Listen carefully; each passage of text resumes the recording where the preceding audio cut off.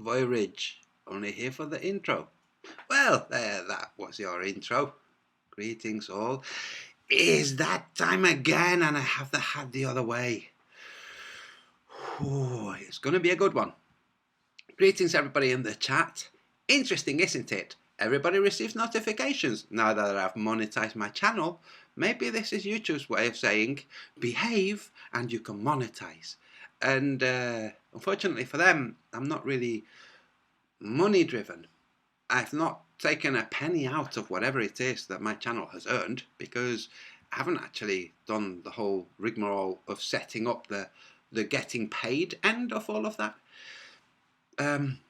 But anyway, and I do appreciate money. I think money is great. It's great when you can use it to help people, especially. And that brings me to this. This little fella, okay? It's called Kosta Petrovic. He has leukemia. What is this? Some drive for something? No, this is a little boy in the real world. He's 6 years old. This is a real 6-year-old boy. There's no big organized thing for getting him help for the treatment. It's just friends, family, relatives trying to organize something. So I show this in case any of you want to make a payment through PayPal. I have tried to make a payment through PayPal. It refused. It said, no, sorry, can't do. So I went to Facebook, thanks to my sister, who then also tried to make a payment through PayPal. I wanted to donate my Patreon earnings. I can't. For some reason, it's not letting payments, at least not from Britain, or at least not from us. The PayPal details here that I'm highlighting now, PayPal me date Novosajani, okay? You see the date and novo, the first T and the first N are not capitalized, okay? Here they are capitalized. We tried both ways. No. PayPal says no. Why would PayPal say no? Oh, it must be a scam, right? Really? I'm not passing this because I'm some dip. See what I did there? I almost swore. I'm passing this because I definitely trust the person who passed it to me. But let's see why there might be a thing about Serbia not receiving funds from PayPal for some reason. Obviously, people have managed it. This is saying, I made a payment through PayPal this much. Okay, great. I mean, I assume that's what it's saying because I don't speak Serbian. But this is just my guess, okay? So, let me go back so you can see what the where this place is, in case you are outside of Britain and you can make a donation, okay?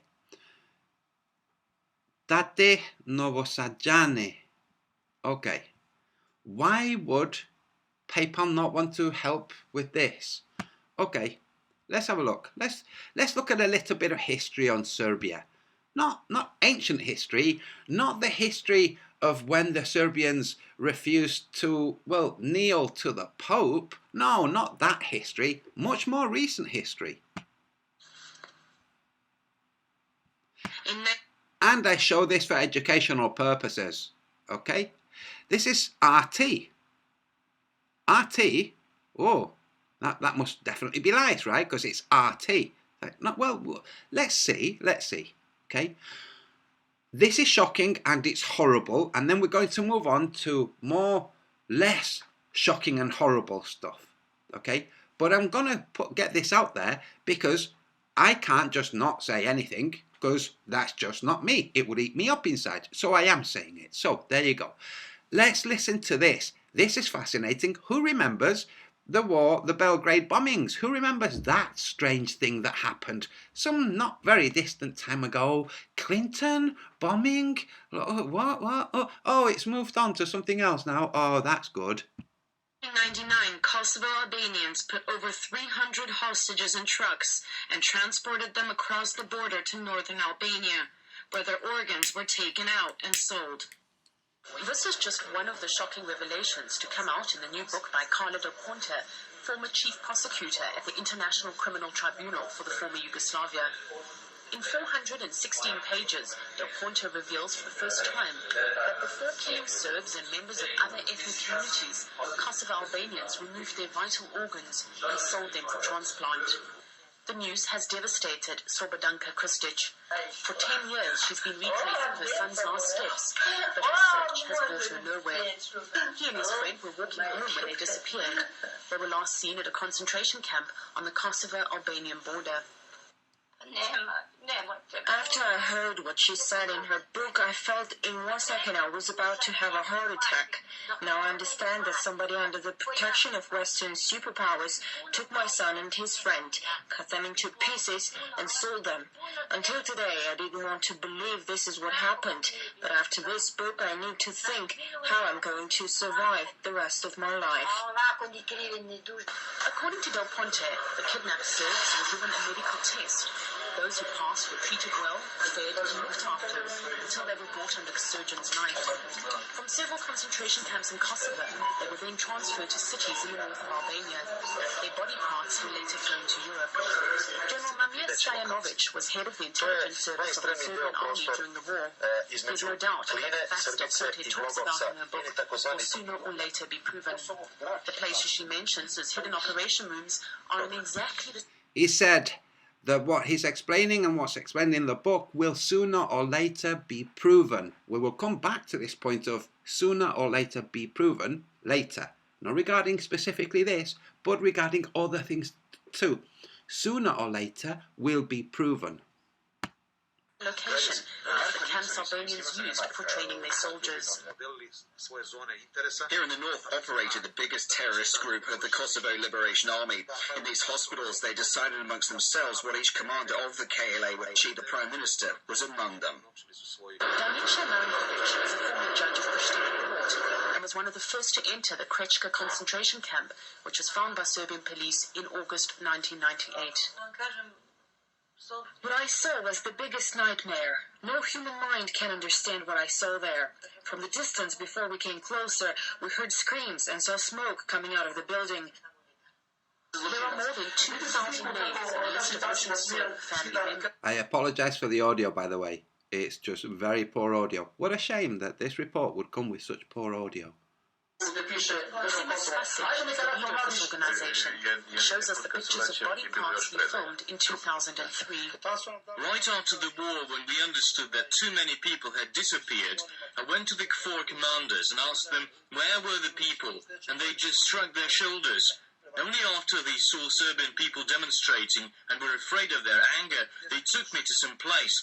I cannot explain what I saw there. It was a small mountain of pieces of bodies, and the first thing I saw was a baby who had been taken from his mother's stomach lying there. It was impossible to see. It was a massive grave they dug before. Today, no, in this massive grave were 26 bodies. Also, there was my brother Miloš.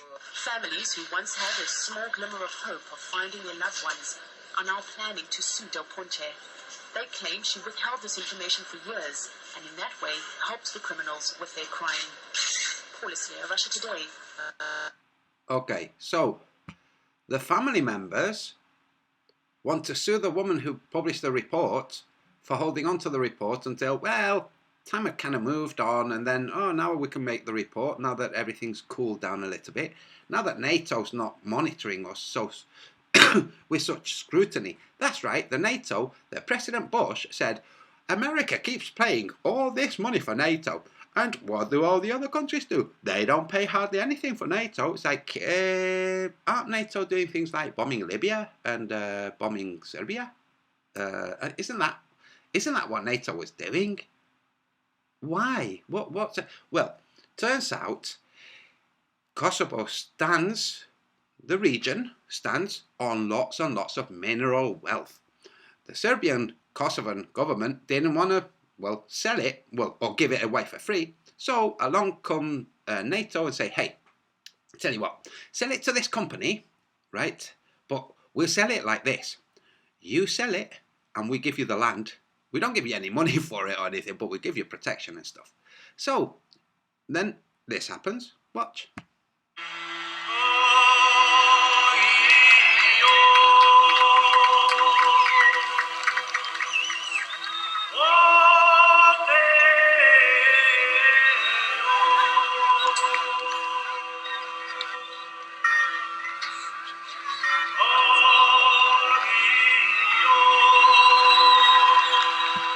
In case you didn't get that, the bells were tolling.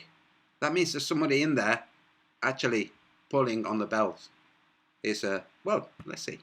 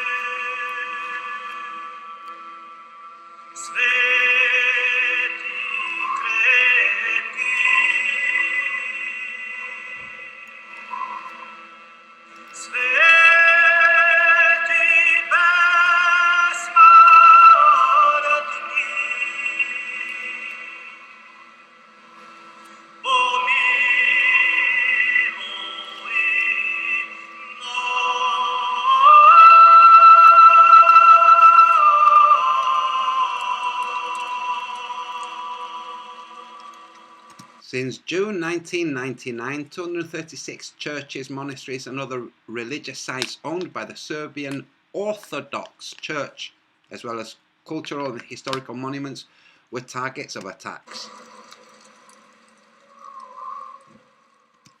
By whom? By Muslims, that's by whom. Good Lord, it must be just all Muslims and Christians, right? Not quite, not quite. It's, let me stop sharing that. Centuries ago, the region refused to take the knee, bow and kiss the Pope's ring. Okay. That kind of thing is not forgotten easily. Yeah.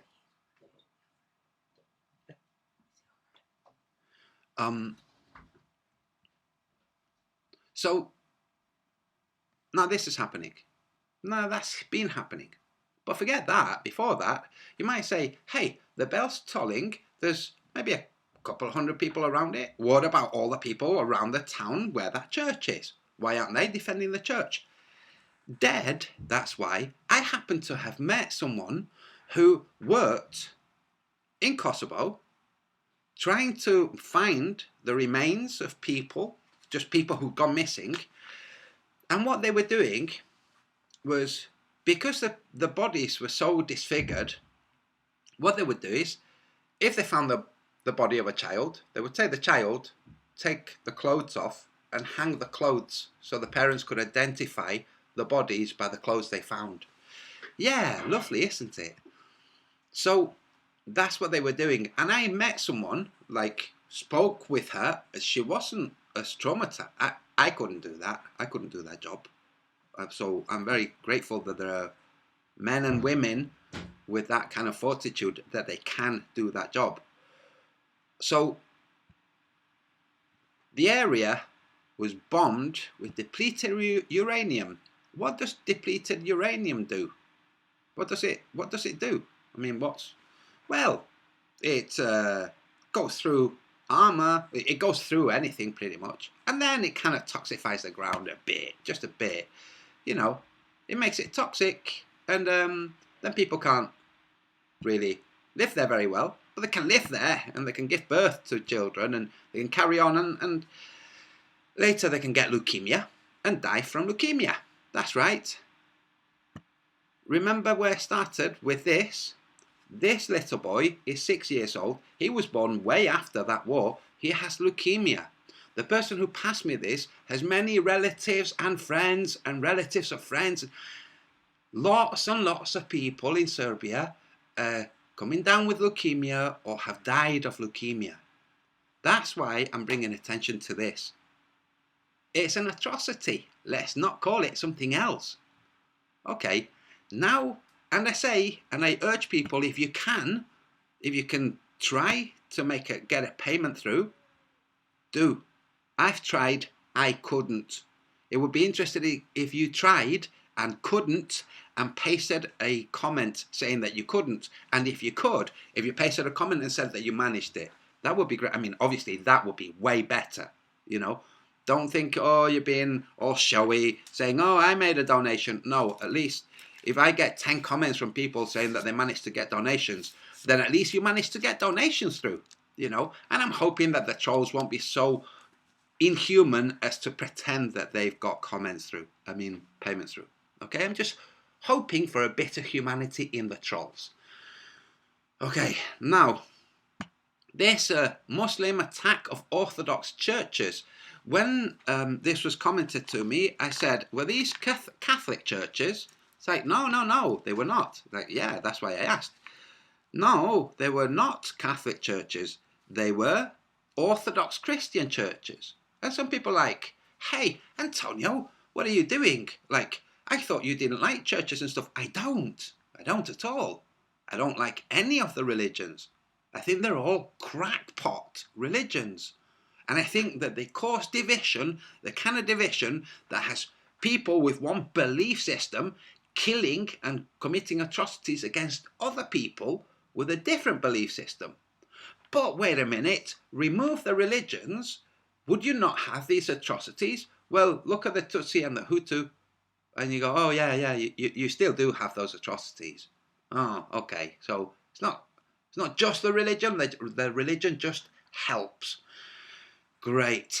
The point is, this is not Catholic. I've been saying all along, when 9/11 happened and the serious investigators were looking at 9/11, they were saying, cui bono? Who wins? Like, if you really want to find the hidden hand behind it, find who wins out of it. And everybody, Israel wins out of it. Really? What has Israel won out of it? The Vatican wins out of it. Yes. But there's no point really saying that the Vatican, that pointing the finger, it doesn't do anything. It doesn't undo things. The only point, if there's any reason to point the finger and say, it's the freaking Vatican, is so that people stop supporting. That's all. That's just stop supporting and go on and support more worthwhile things. But the point is, these were Orthodox churches, and the Orthodox churches are distinctly not Catholic. Okay, that's the main point. If these had been Catholic churches, it would have been all over the international news. In fact, it wouldn't have happened, and that's why it didn't. Okay, now I'm moving on from that because that's pretty dark.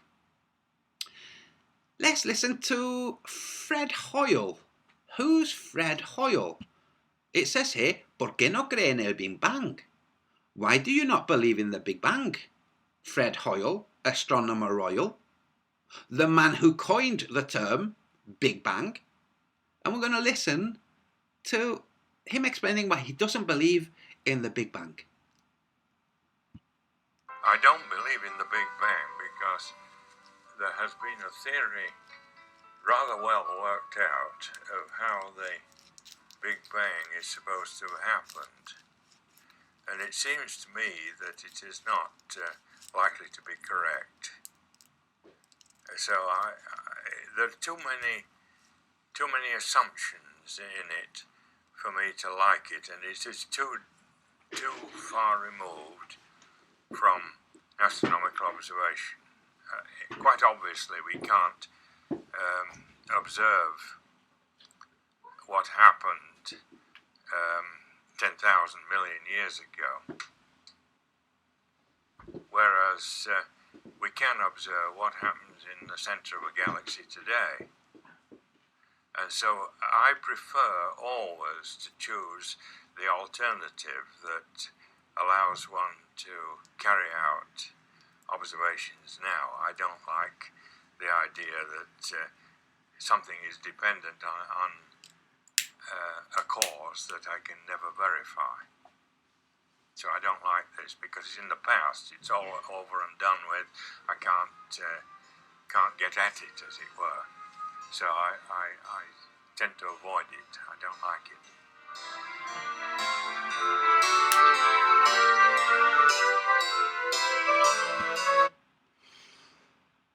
¿Se discrimina a los científicos que van a contracorriente? Is there discrimination against scientists who go against the mainstream? Now, if you just bear with me, I'll change display style so I can see, so I can join you in the chat. Just give me a second.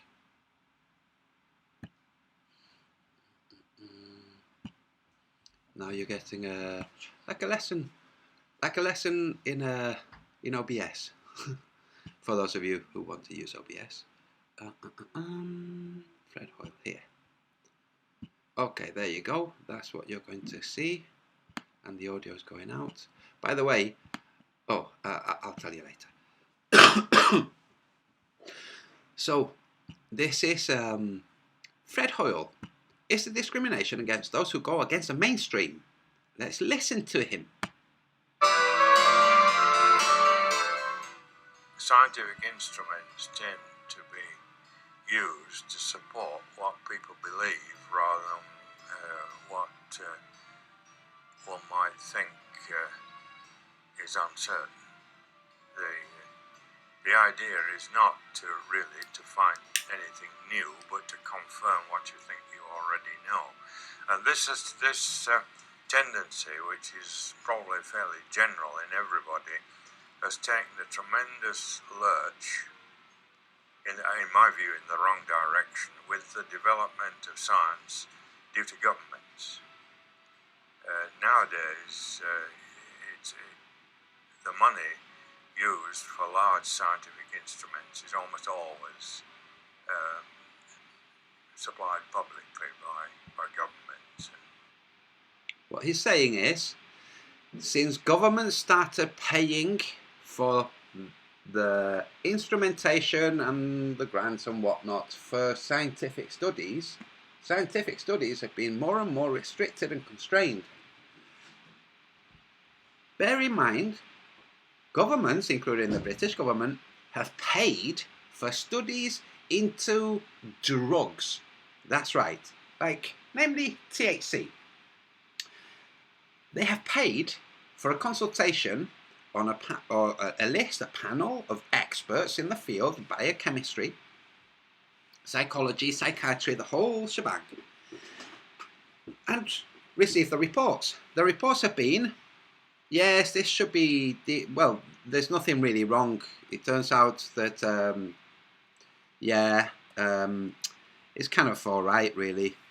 And when you look at the financial incentives and whatnot, it would be just better altogether if you legalised this. The government has said, no thanks, and has instead recriminalised it. This was in the past. Now, finally, people are getting wise to this, including police officers. That's right, people in the police force, and they're saying, the scientists said it's fine. Government said no. We're the ones that are supposed to charge all these people. We're going to start turning a blind eye, and we're going to announce it. Yeah, we're turning a blind eye. Not quite turning a blind eye. We'll still prosecute great big places that'll get us lots of money, but small growers, yeah, we're not prosecuting those anymore. Oopsies. Now the government slowly backtracking, going, maybe we'll decriminalise it now that we don't have the power. Now we'll decriminalise it. What did they do in Portugal? They had an epidemic of heroin and crack abuse. What did the Portuguese government do? The complete opposite of what the war on drugs governments were doing. They said, do you know what? On top of these people being ill, because obviously nobody has a happy, jolly life, and goes, hey, I know, I'll ruin it with heroin. So on top of these people having problems, deep problems, on top of that, we're making them into criminals and stigmatising them. Well, we're going to change all that. We're going to make the drugs legal. We're going to dispense them through chemists. We're going to give the syringes and whatnot. And we're going to give safe places for them to take them. And we're going to have medical attendants at these places. That's right. Now what's happening in Portugal? They no longer have this huge problem. Lots and lots of the heroin and crack addicts have managed to turn their lives around and now starting small companies helping other people. Oh, that's got to be a poke in the eye for some of the countries in this world. But back to Fred Hoyle, who's saying, scientific instruments, when funded by the government, are tending to only report things that the government wants them to report. Let's continue. In effect, by the taxpayer. And invariably, it is then only used to support current prejudices. They're then only used to support current prejudices. What does he mean by prejudices? Does he mean racists? No. A prejudice is a biased idea. It's an ideological bias. That's a prejudice. Okay? So, we favour the globe. So, let's publish stuff that favours the globe. Go to any telescope committee that allocates time, as people describe it, allocating time in the use of the instrument, and you propose to find something that they don't want, that would be opposed to current thinking, you will not get the time. You will definitely not get the time. And if you are a young person who, by chance, happens to stumble on something that is not popular, it doesn't fit popular beliefs, you again will not get any support if you propose to continue with that work. the best way a young person can further their career, can advance in their job. The best way a young person can further their career, can advance in their job, is to, if they happen to stumble along something that is unexpected. If they happen to stumble upon something that is unexpected, we're talking in the world of science, like maybe chemistry, or maybe physics, even biology. To stop it.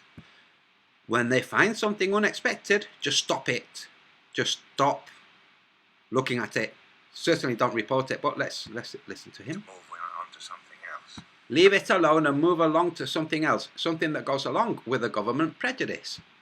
I'm afraid is the way one will inevitably go in a democratic society. We're all told that democracy is good, but there are many things in which it is not good. Now, listen to the wisdom that's going to spill out of this man's brain, because it is wisdom. Plato wrote this. What he's going to say comes from Plato. Is one of them.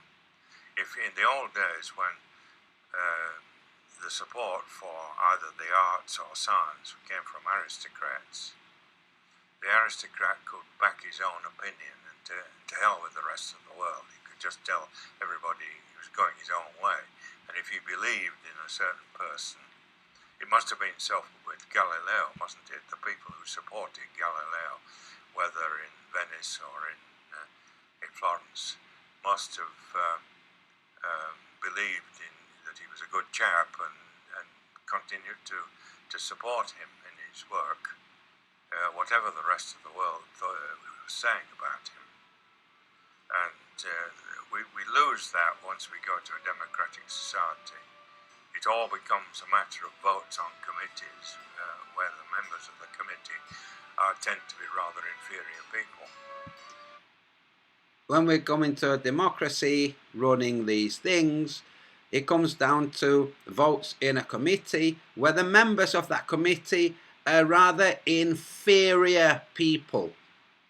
Plato wrote, one of the penalties, or one of the how did he put it? One of the side effects, one of the negative points about a democracy is being ruled by your inferiors. How many of us do not already know this? Either morally inferior or intellectually inferior. How many of us do not already know that the politicians who put themselves forward for being voted for are inferior to us? And yet people are like, oh, I'll vote for this one. Like, oh gosh.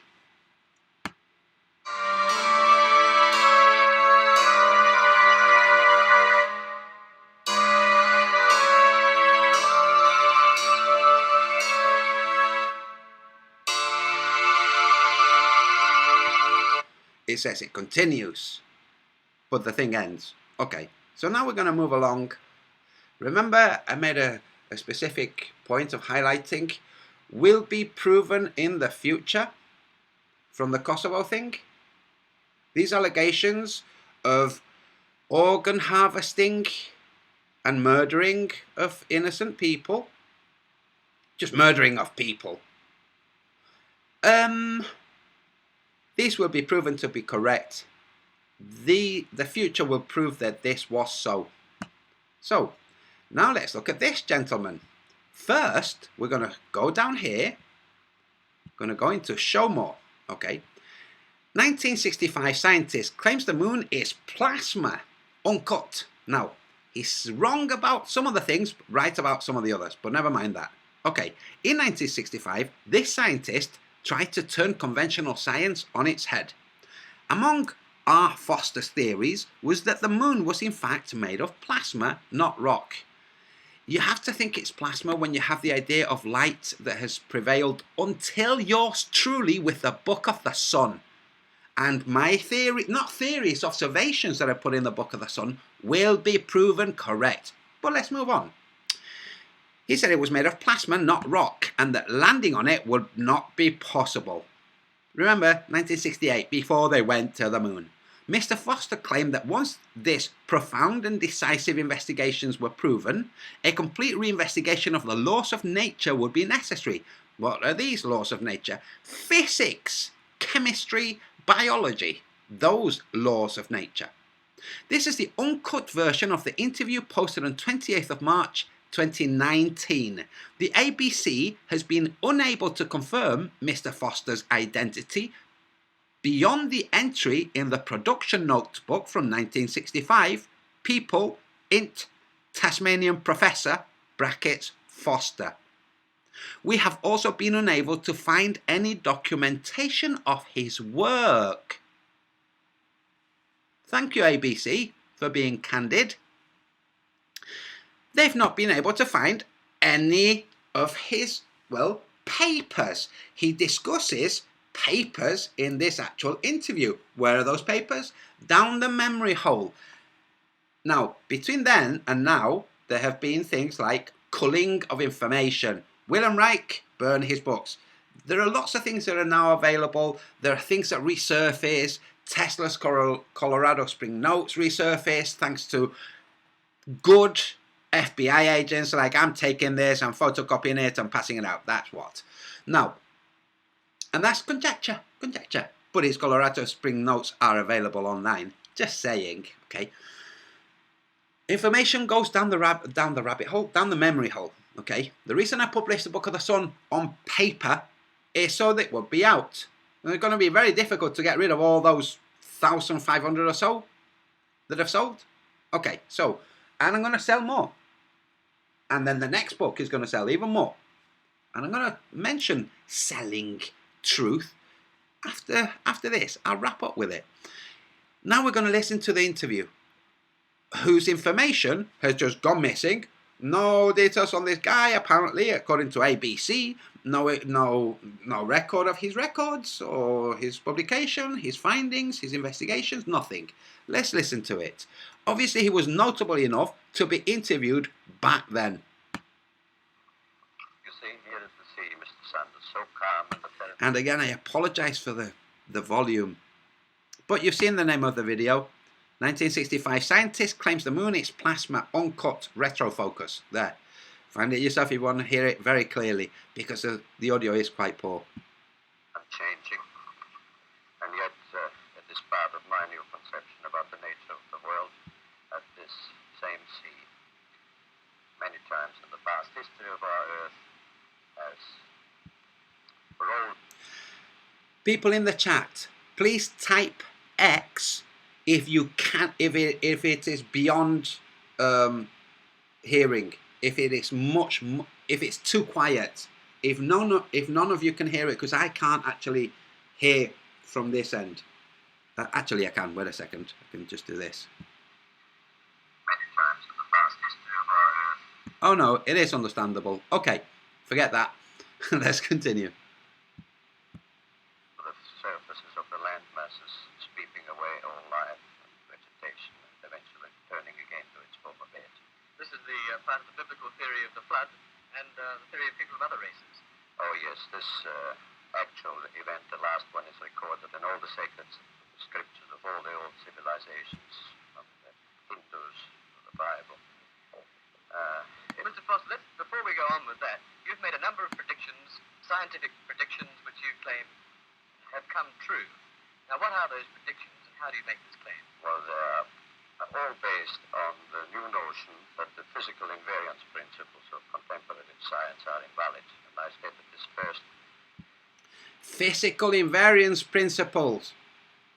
E equals mc squared. Wrong. But let's continue. And a script reviewed in Australia in 1954. And the validity of the statement was confirmed finally last year at Princeton, when the principle of time reversion invariance was found to be invalid. Well, who accepts the fact that you have made these predictions accurately? The facts as such are undeniable and must be accepted because they're documented. And it was accepted in such at Oxford, at Tasmanian University, and also at the National University. The facts as such are accepted, but the explanations of the new views as yet are not. Do you mean to say all the basic principles of science established since Aristotle's day. No, it does not mean that. I state and maintain that those concepts and interpretations of science, which are still based today on Aristotelian logic, have a certain purpose, but that is defined by a statement as that a spade is a spade or a fine chisel is a fine chisel. But these concepts are inadequate for a complete understanding of the real nature of the world. How is it possible, Mr. Foster, that you as an individual can work out these theories when all the other established scientists have computers and all the money of governments behind them, and yet they apparently can't? Well, Now, it's just been asked, how come you have figured this stuff out and all those guys being funded by governments haven't? Remember what Fred Hoyle said? When science is funded by government, you're only going to hear about things for which there's already a pre-existing prejudice. Hey, person working independently, how come you found this stuff?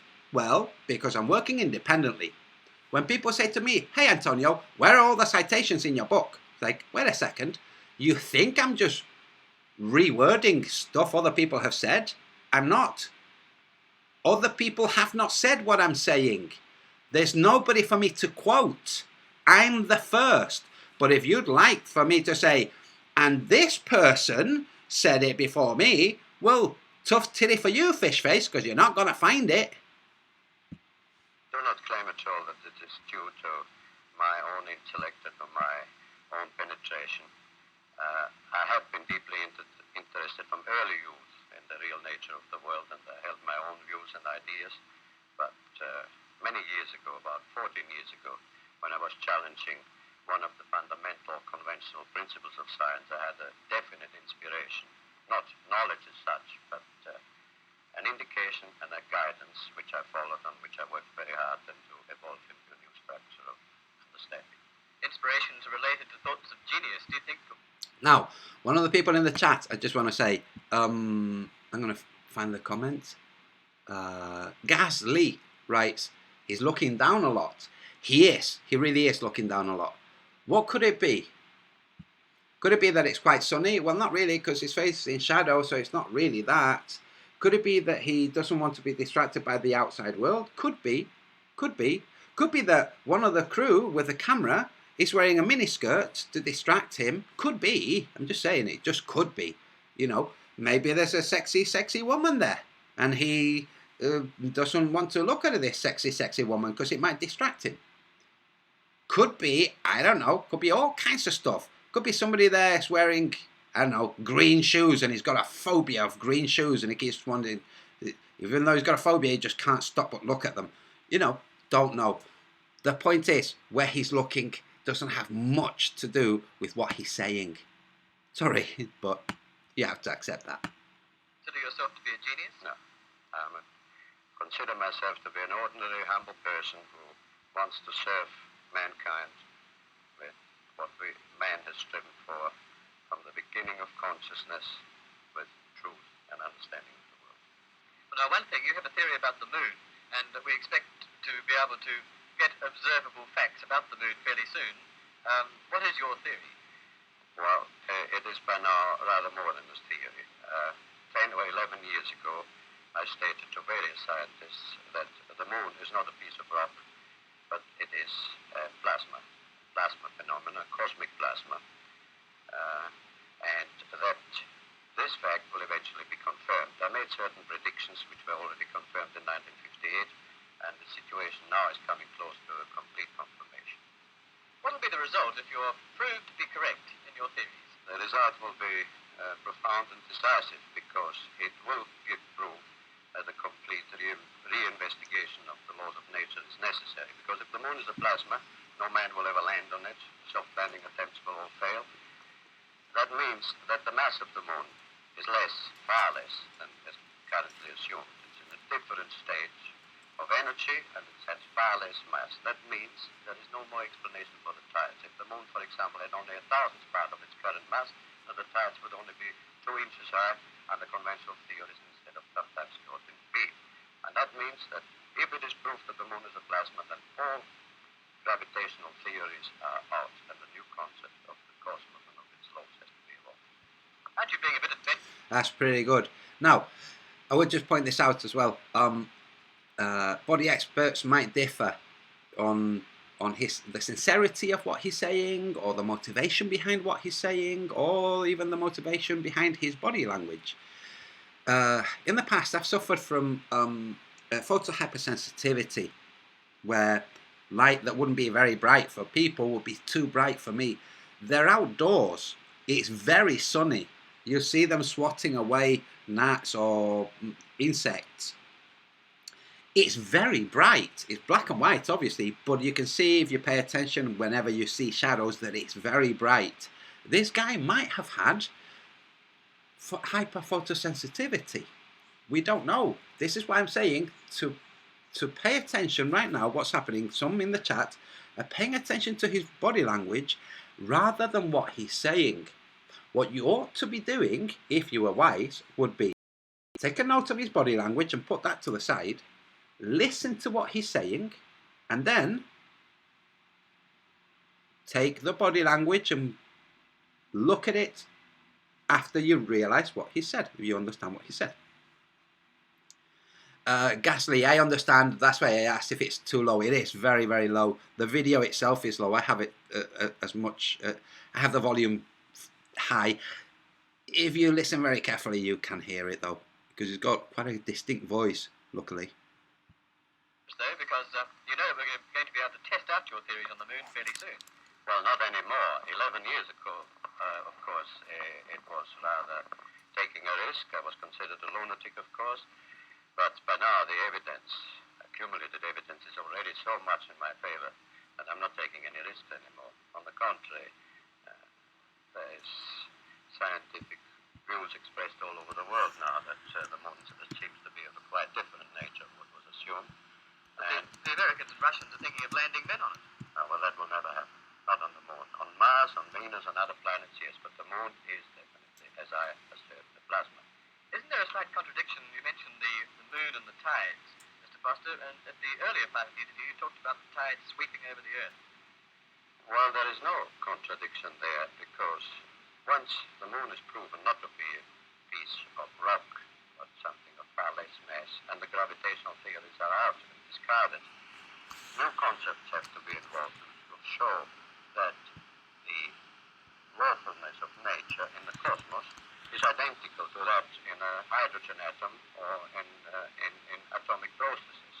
And when this is understood and worked out in full, it will be found that the physical processes of the Earth are quite different in geophysics from what it is present assumed, and that lawfully in certain periods, mostly during the ice ages, which occur every 200 million years, and there is a reason for that, the axis of the Earth suddenly tilts over. And when this happens, then you get the floods of the Bible which were recorded before. The tides, the ordinary everyday tides, have an explanation, even if the moon had almost no mass at all, because they are field effects. They're induced by cosmic pressures which exist in the field of our solar system. What's the benefit to mankind in your theories? Well, the first one, and the most important I would briefly put down, is this. I think it is a new conception about the nature of the cosmic world and about the nature and the veracity of consciousness, conscience, of morality. At present, we have a glaring contradiction in the assertions of fundamental science. Scientists assert that they are completely uninhibited in their pursuit of truth, that they're completely uninhibited in their pronouncements, and that they produce for mankind, out of their knowledge or understanding, means which man can use according to his moral nature. So if the scientist produces a television set or a jet car, jet motor car, or a hydrogen bomb, it is up to the common man then to use it in a manner which he finds according to his human nature.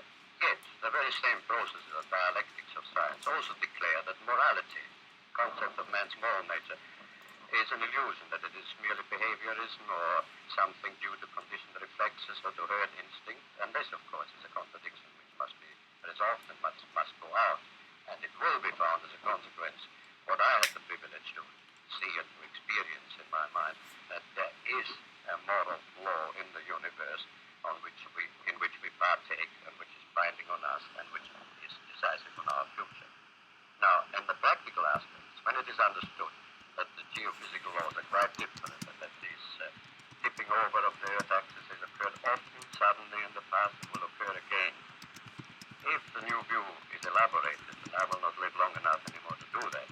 understood that the speed of light is not a universal constant, as it is now the foundation of science, that it is changeable. And that perhaps 50 years before the next change of axis, there will be an increase in the speed of light. And if scientists will work out why and how, then there will be sufficient warning that mankind can prepare. Now, I'm going to play that again. I'm going back, okay? Please listen to what he's saying about the increase in the speed of light, okay? Geophysical laws are quite different, and that this tipping over of the Earth's axis has occurred often, suddenly in the past, and will occur again.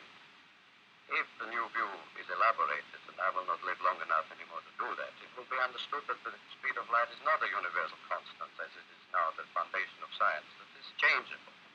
And that perhaps 50 years before the next change of axis, there will be an increase in the speed of light. There will be an increase in the speed of light. Scientists will work out why and how, and there will be sufficient warning. Scientists will work out why and how, and it will be sufficient warning Man can prepare itself. that mankind can prepare itself, Building atom bomb shelters and hydrogen bombs by the and instead of building atom bomb shelters and hydrogen bombs, we will build provisions of making humanity floatable and survive. they will be making provisions for making mankind floatable and survive. Well, I say that in the book of that's one of the things I say in the Book of the Sun. But I hadn't seen this video. I've seen the short version of it. But anyway, that's neither here nor there, other than a tip of the hat to the collective unconscious. The main point is he says the speed of light will increase. What would that look like if you had instrumentation? Well, you have Kelvin, and you have Tesla, and you have, what's the unit for radiation? You have various different EMF field test equipment. And if you go out and you check what the actual energy that's falling on the surface of the Earth from the sky in the day from the sunlight, you'll find that it's orders of magnitude higher than what it used to be when the general tables were written. When they developed the equipment, and they said, okay, so this means 5,000 Kelvin. This means when those tables were written. Now with that instrumentation, when you take it out to test, the guys who are taking it out to test are going, geez, how the heck is anything even alive when there's this much energy pouring down on us? What's all of that extra energy? All of that extra energy in the mind of this gentleman, and he's correct, would mean light moving faster. So more of it arriving. He was right. Let's continue. This crisis. So it comes again to the age-old concept that truth is the guidance, the hope, and the directive of the human mind, and that man must strive to understand and to know the real nature of the world. So, excellent. Now I'm going to move to a little theory. A little theory. Engage with me, if you will, in a little bit of thinking. Let's call it conjecture. You know, for those who might want to say, no, this doesn't count because citation. Okay. Well, how about you do some thinking? Look, 2004 Indian Ocean earthquake and tsunami. Where? Here. Oh, interesting. Let's go here. Hope it's the right window. Oh, what's this? Oh, this is the eclipse that happened a month earlier. Okay, it's an interesting eclipse that seems to move east then west. Let's watch this eclipse. Pay attention, okay. To the right is east and to the left is west. Which way does the eclipse go? Pay attention. East and west. Where does it start? Let's go back. Now, those of you who've read the Book of the Sun will know that I explain how the dawn and the dusk are different directions of energy. Okay, of the sky energy, of what you might call the day. Right. Watch. Here, it's just about to come in. Go up the longitude. Now remember, on my map, the longitudes are curved, but here, those curved longitudes are represented as straight lines. Follow this longitude here. This is, oh wait, I'm displaying the wrong style. I want the one that has the cursor. Apologies, folks. Right. So, these, you can superimpose vertical grid of longitudes. Okay, this is where it's going to appear. Longitude, follow that longitude. Okay, this is where the tsunami happened a month later. Okay, so here, right here, in line with that longitude, is where the eclipse stops going in one direction and starts going in the other. Oh, very interesting. Remember, it's a time lapse. Yes, of course. So let's play that again. First it goes east, then it goes west. Oh, okay. Here is where it changes direction. Could that have any kind of impact on the Earth? Don't know. The tsunami that happened from the earthquake there is probably just coincidence. Probably just coincidence. Okay, now let's go to this. Just to let you know, guys, I'm donating to these guys. These are a bunch of guys who are global warming and stuff. Like, no. Right. Operations at Mavstar Observatory Pole Shift GSM Climate Change. Great. The Globelings. You can forgive them. They're doing observation and they're not controlled by any government. Okay. Why am I showing this? This is, well, a Mercator map that's distorted. We know they have problems with maps. Okay. So, this region here, that's where the earthquake started. That's where it happened. This region here, if you follow that longitude, this region here, but this is obviously very distorted, is where the eclipse changed directions from going east to going west. Wonderful. Now, you'll notice this area altogether. I mean, this area is, well, yellow with a hint of turquoise. Here's turquoise, here's turquoise. This is the only area that meets the yellow from the north with the yellow from the south. This region here. Okay. This region here just happens to be where I have a map called fauna anomalies. Okay. This is the Wallace line, the Huxley line, Lydekker line, and I forget the other. Damn it. Wallace. Never mind. The point is, you see that here there's a rather drastic difference to say here or anywhere else. This region here. Now I've just said, look, it just so happens that there was an eclipse in line with this point where there was obviously a weak point on the Earth that over a period of a month things were happening and boom, tsunami. Lots of people say, no, it was the US government made a tsunami on purpose. Yeah, sure. This was the tsunami. This was the epicenter of the earthquake. Okay? Right. It was a month earlier. This was a month before this. This was 26th of December. Now, by sheer coincidence, see this map here? Well, what would happen if an eclipse cut through here?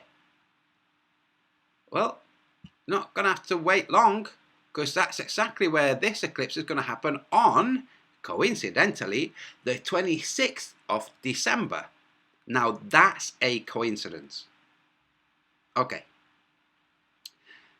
This eclipse is going to go right through the weakest point or the most volatile point or the most brittle point of Earth's magnetic field. This region here. This is the region that has the fauna anomalies on my map. This region here. This is where the eclipse is going to come through. On the 26th of December, I would like to posit the idea that perhaps on the 26th, shortly after the 26th, something big will happen in this region. Earthquake, volcano, who knows? It could even be that nothing happens in this region, but instead the volcano on Greenland goes off again. I don't know. But I think that there being an eclipse through this region is going to cause events. And when those events happen, people who are paying attention might be able to ponder on what could have been the causal factors for those events. People who are not paying attention will not put the sun, the eclipse, the fauna anomaly line, and the event, they will just not be able to weave them together. That's my theory. There you go. There you go. Make with it what you will. It's not that you have very long to wait. 26th of December. This eclipse. By the way, here where the hand is, here is the Mariana Trench, which on its own would have an impact on the world. An eclipse straight over the Mariana Trench, that's going to have an impact on the world. Don't know what that impact will be. Why? Because I'm the only one thinking these lines. There's nobody else with other data and stuff. But on top of it happening over here, which is where we have the Mariana Trench, funnily enough, which is next to this magnetic weak point or volatile point. Interesting.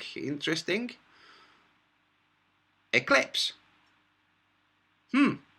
Let's see what happens. Now, lastly, and I'm going to leave you with this, I'm going to play it all the way through. I'm going to thank Dan Falconback for sharing this. I'm going to read my comment. I wonder if there are any other comments. I'm going to refresh too. And I'm going to read my comment out loud, because I'm such an egotist. Right. 77 thumbs down, 30 thumbs up. I don't follow these people. I only found this because Dan Falconback shared it on a group on Skype. Otherwise I wouldn't know about this. Okay, there are 2 comments. Out of, well, 800, almost 900 people who have watched this, 77 who have deemed it poor enough, or disgraceful, or disagreeable enough to give it a thumb down, and yet not a comment. Okay. And yet not, actually, thumb down, no comment. Right. My comment, and first I'll read Pridian Renaissance. What a mess. Such a pity. I guess Miss Lewis's video isn't on YouTube. So sorry for everyone involved. That's quite a kind, non-committal comment. Very good. I mean, I approve. Not that that matters. No, I'm going to give it a thumb up. Anyway, there you go. The Book of the Sun. No comments. Cowards. If you watch this and leave with your opinion about it nicely tucked away in your secret place, you're a coward. Shelley Lewis and the others are wrong for what they did, and you staying quiet makes you complicit. You might as well cover for them. Subbed. Shelley Lewis, another covert narcissist in Flat Earth. Now, I might, in fact, I'm going to type X. I'm going to ask the viewers, if you would like me to show my exchange with Shelley Lewis way before this, when she contacted me out of the blue,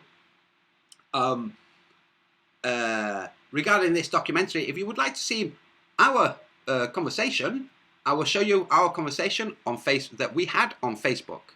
Okay? But first I will play this. Now, please, like I said, type X if you want to see our conversation. I can tell you right now, it wasn't very fascinating. It was Shelley Lewis, hey, I hear you're a flat earther. Don't know who you are, but you want to be in this documentary? I mean, maybe if you want to check because you don't know what you're getting into, kind of thing. Anyway, so type X if you'd like to see that. It's nothing, it's just 2 or 3 comments. But meanwhile, I'm going to play this. I'm going to play it all the way through, apart from a point in the video where he goes through a list of inventory.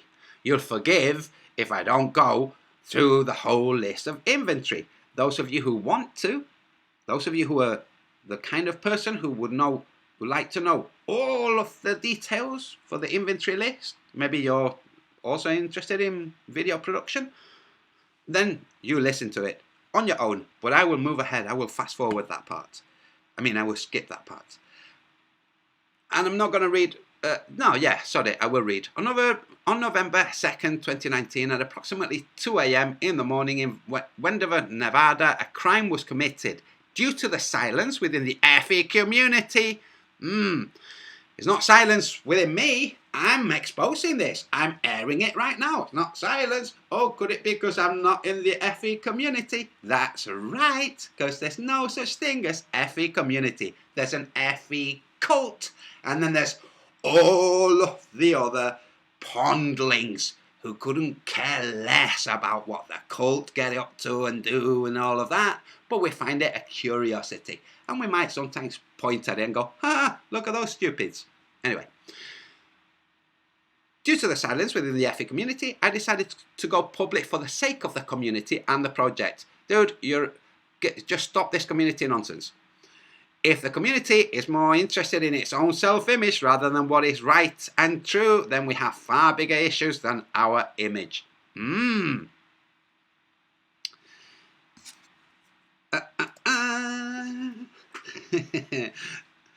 Shelley Lewis, Wendell Walton, and David Hunt. Officers can make mistake. Sorry, you're not getting away with stealing thousands of dollars of equipment.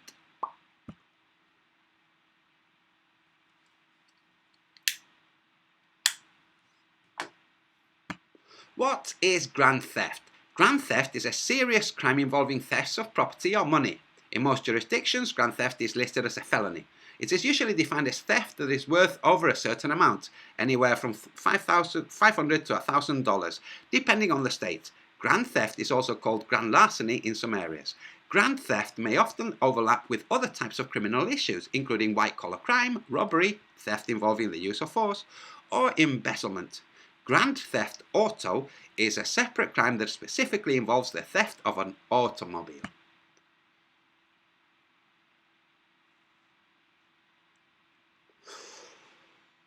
Okay, here we go. Now, first, let me just say, I don't know this gentleman. I feel very sorry for this gentleman. The majority of the people who are engaged with the flat earth, the vast majority of them are just like you and me, normal people. Unfortunately, the number of narcissists in our society is growing. There are a lot more narcissists than there were 50 years ago. It's to do with our culture and education and a whole series of things.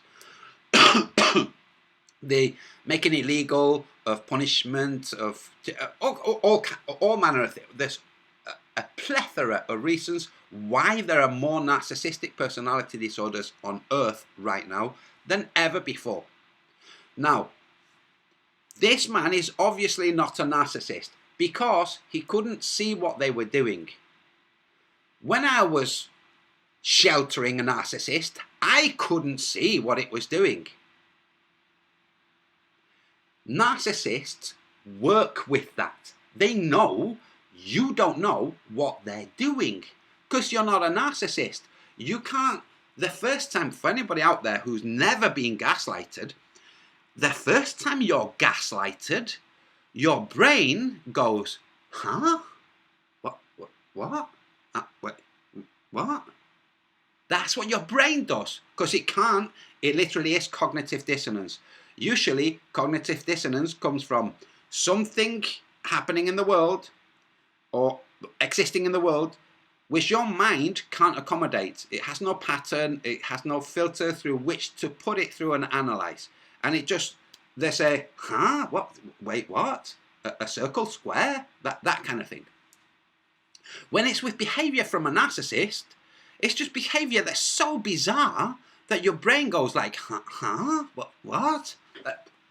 Huh? And this man, the look on this man's face is the look of the face of a guy who's been at the hands of a narcissist. He doesn't even realise it. Poor guy. Anyway, now I'm going to play it. Enjoy. Joshua Michael here. I'm the director and executive producer for the film project with the working title known as The Plain Truth. Oh. I wasn't going to take the time to do this, however, and I was going to let the courts deal with it. Oh, wrong one.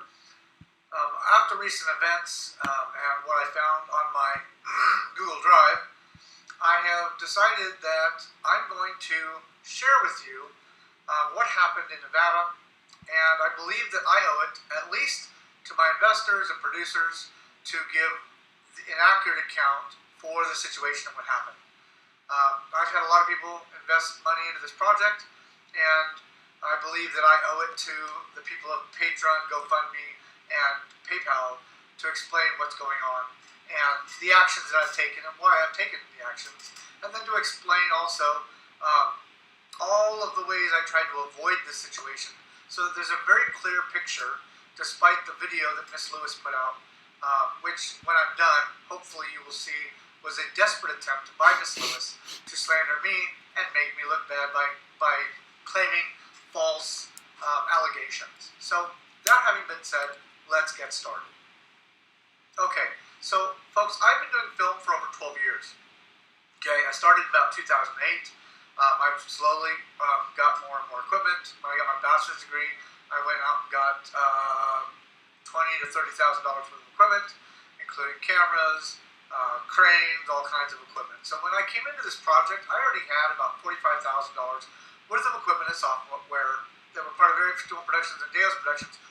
Let me just say it a bit more clearly, because he said it's just part of his life and it didn't make great fanfare. Maybe he could do a bit of coaching on pause leaving for gravitas. Okay, he just said, I got a degree in cinematography, but it kind of slipped by. This guy is a qualified guy for making movies. Prior to starting GM Truth Productions. So all of that was something I already previously owned. I already owned GH2 cameras, Panasonics, GoPros. So when I first started this, I didn't actually even know Shelley Lewis.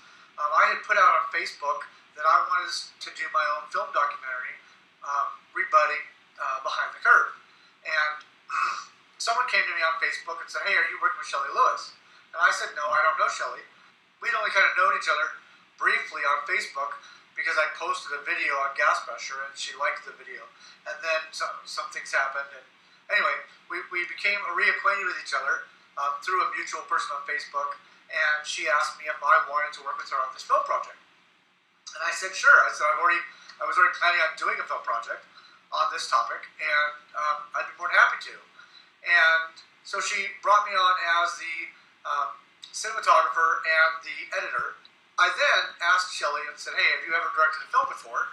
And she said no, and I said, well, you probably want to find somebody who has directing experience, who can walk you through the pitfalls and landmines of putting together a film, and will help make the process happen faster.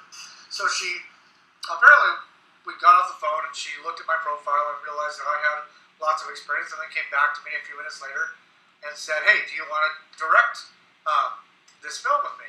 And I said, sure, I would be more than happy to. And we had agreed. I said, I'll teach you how to direct, I'll teach you how to do film and storytell, the whole 9 yards, and so off we went. Now, at the time, we had a long conversation about this. I told her, listen, JM Truth Productions needs to own all of the footage, all the metadata, all of it, because I want to make sure that we protect our project, because I don't want it hijacked by someone later on further down the line. Now, I didn't expect Shelley Lewis to try to do this, but I wanted to protect all the assets. And folks, this is an industry standard. If you go look at Lucasfilm, or you go look at any of these other film production companies, they are the ones that own the assets of the film projects. They own the metadata, the video footage, all of this owned by the production company. And the reason is because the production company is responsible for tracking all the funds that are used. All of that stuff is done, funneled through the production company. So I told her this, and she knew this at the time, and agreed to it. So let us first start by letting everyone know that she knew at the beginning that JM Truth Productions would own and control all of the film assets. Folks, the reason also that this is important is because my job as the executor of the company, not the project, but the company, is to make sure I can protect the investor's investment and the project itself. Okay? That was my intent. That's what I told her my intent was. Because in this situation, she believes she can go rogue and just take the project and run. That's not how it works in film, folks. So I'm not sweating this. She's actually already in a lot of trouble, potentially. And we'll get to that. But just so you know, when we started this, she knew that the film production company was going to take control of all the assets. Now, also, I designed the posters, I designed the websites, I designed I put together the Patreon page, all that stuff is me. She did have a GoFundMe account, and she did have a Facebook funding account when I came into this. I started the Patreon page, and we then agreed, in fact it was her idea, not mine, that she would take the GoFundMe and the Facebook page, and she would funnel it to JM Truth Productions, because ultimately I would be responsible for paying for travel and expenses and that kind of stuff, and we needed to make sure we could get the equipment from point A to point B and do that. So that was actually her decision to do that after our discussion. So it's important that everybody understand that. Now, as far as the equipment is concerned, because in her video she stated that, well, the GoFundMe pages should have paid for the equipment. Folks, that's not how it works. Never, ever, ever, unless specified, does a GoFundMe project ever pay for equipment for a project. Now, you can set it up that way, but we didn't, and we did it on purpose. And the reason we did it is because I paid for all of my personal equipment. It's all my personal equipment. It doesn't even belong to the production company, folks. It's under the production company umbrella, but the equipment that I purchased, all of it, was for me as a cinematographer, because there are times I go on shoots where I don't go under the JM2 Productions, and I take my equipment and I go do the job, and I come back, and all I'm there for is as a cinematographer. Okay, so for Shelley Lewis to claim that the equipment should have been bought by funds is irrelevant, because it wasn't. Therefore, she had no right to take the equipment in the first place. Okay, I told her that. I'll get to that, but I did tell her that, and she knew that when she left with my equipment. Now, that having been said, also, this is my credit card statement, okay? Before I go into this, 3 weeks prior to the project, I knew I wanted to upgrade my equipment to add more production value to my cinematography and the production company, okay? So, I decided, after talking to my wife, that I would take out a $6,000 loan, which turned out to be a credit card, in my personal name, in my personal credit. Okay, so the equipment, all the equipment that was purchased with my credit card. It belongs to me, not the company and not the production. Folks, you never, ever, ever, ever, ever buy equipment for a production or for a non-entity. You can't do it. It's got to be for a person or a company. You can't buy equipment for a project. You can buy equipment for someone to help make the project better, but you don't buy it for the project. That's crazy. Okay, so what I did was I took out the credit card and I purchased equipment in my name as a cinematographer and belonged to me. So I just want to make that real clear. This is my credit card statement, folks. So here's a list, an itemized list of the equipment that I purchased on my credit card. One DJI Ronin SC Pro Combo Gimbal, $539. One DJI cell phone gimbal, $119. One GVM Great Video Maker Band brand, 3 light kit, $339. 1 GBM motorized slider. Now I have 2 of these. I've got one. Okay, this is where I'm going to cut ahead because he goes through a whole list of stuff that he bought on his credit card, not from any donations, not from any people funding the production of this, not from any of that. Credit card with my money. Now, what happened was when we went down to... So I'm going back because he explains that the credit card was on him. It was his credit card. It's his credit card. Bag with a zipper for $40 for a total of $2,157.12. Now, that having been said, folks, that's just a basic itemized list. That doesn't include all of the smaller things that I had in that bag, because there's a lot of itemized stuff, and they had the inventory list. So anyway, that's all of the stuff that I purchased on my credit card with my money. Now, what happened was when we went down to California, or before I went down to California, I decided I was going to ship some of that equipment to Wendell to hold till I got down there, because I didn't want to carry all of that equipment on the plane. It would have been very expensive, very costly to me to do that. And so I had it shipped to Wendell. So when Wendell says, well, he has all the invoices, he does. But I've got a copy of all those invoices, and just because you have invoices doesn't mean the property, you get to take the property. Like, the thought process here is absolutely insane in my book, because it's ridiculous, and the bottom line is it's thievery. So, that having been said, when I got down there, we did our film shoot in California.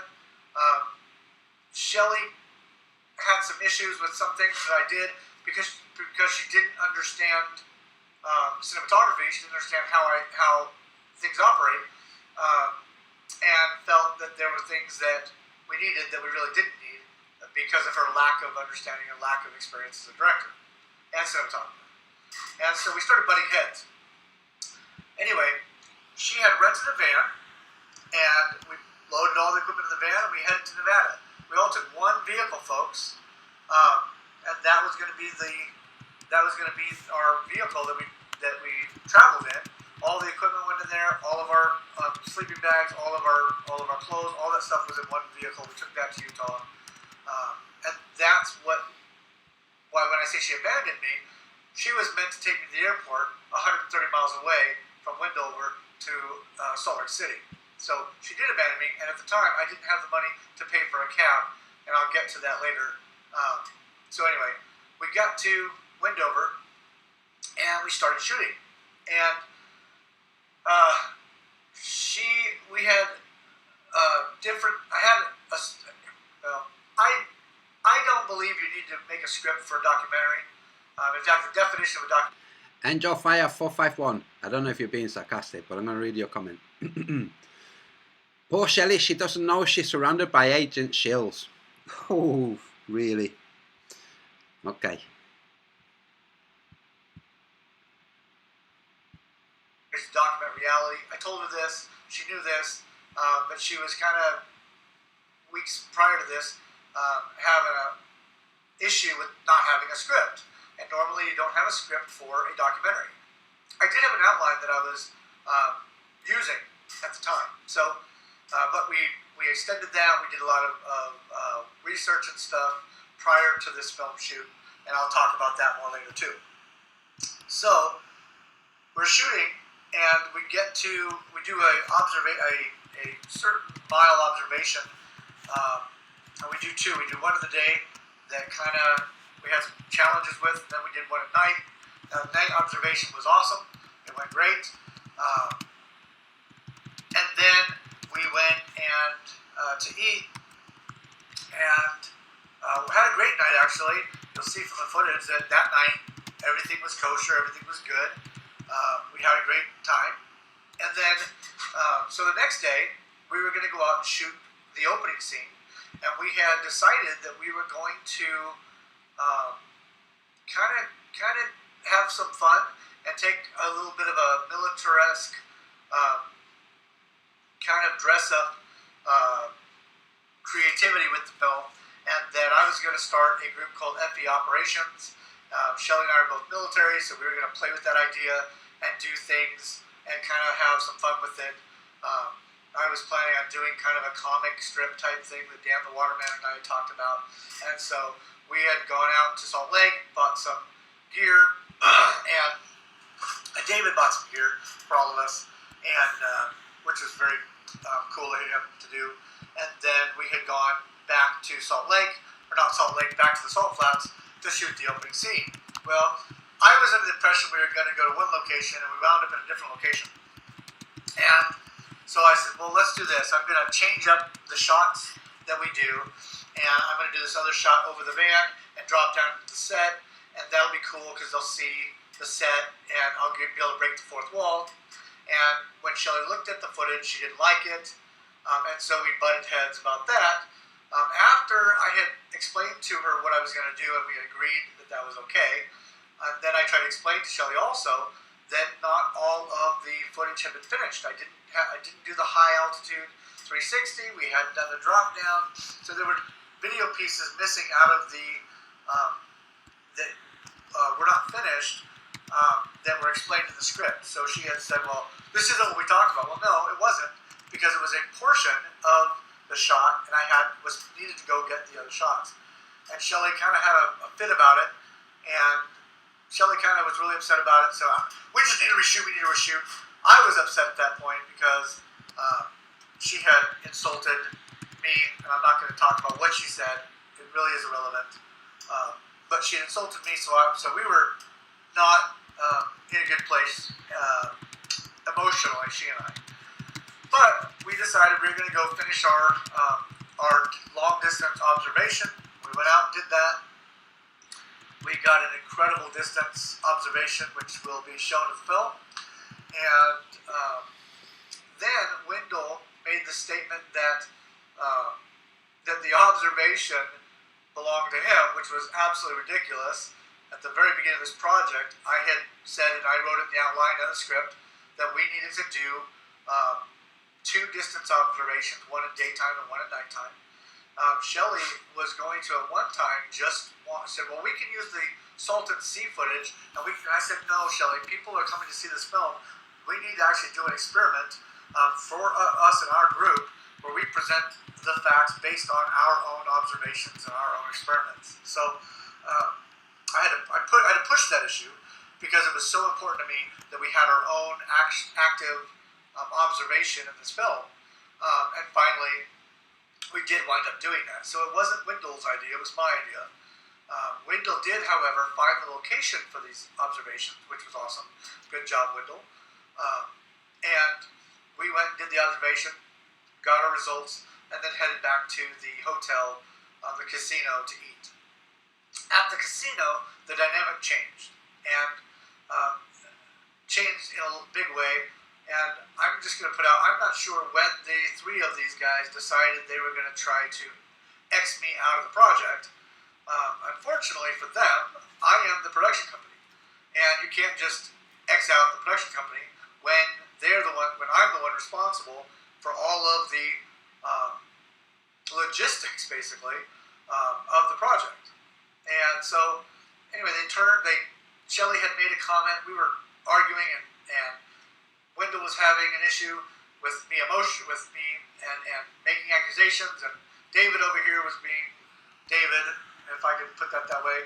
And Shelley made the statement that she didn't know if she could work with me. And I said, look, you don't know if you can work with me because you disagree with me, or you don't know if you can work with me because you don't like the fact that we disagree. I said, by the way, just to make sure everybody's on the same page, JM Truth Productions, as you know, Shelley, owns all of the footage and all the metadata to the project. So this is an issue we need to we need to fix up, and we need to come together as a team and fix this. And she absolutely got ticked off, got picked up and walked out. Wendell and David both got up and left as well. There were some words that were said at the table. I wasn't perfect either. David decided at one point he was going to jump in on top of me, and I wasn't having that. So I told him, put him in his place, and told him to just sit down and be quiet. And it was between Shelley and I, as we were the executive producers.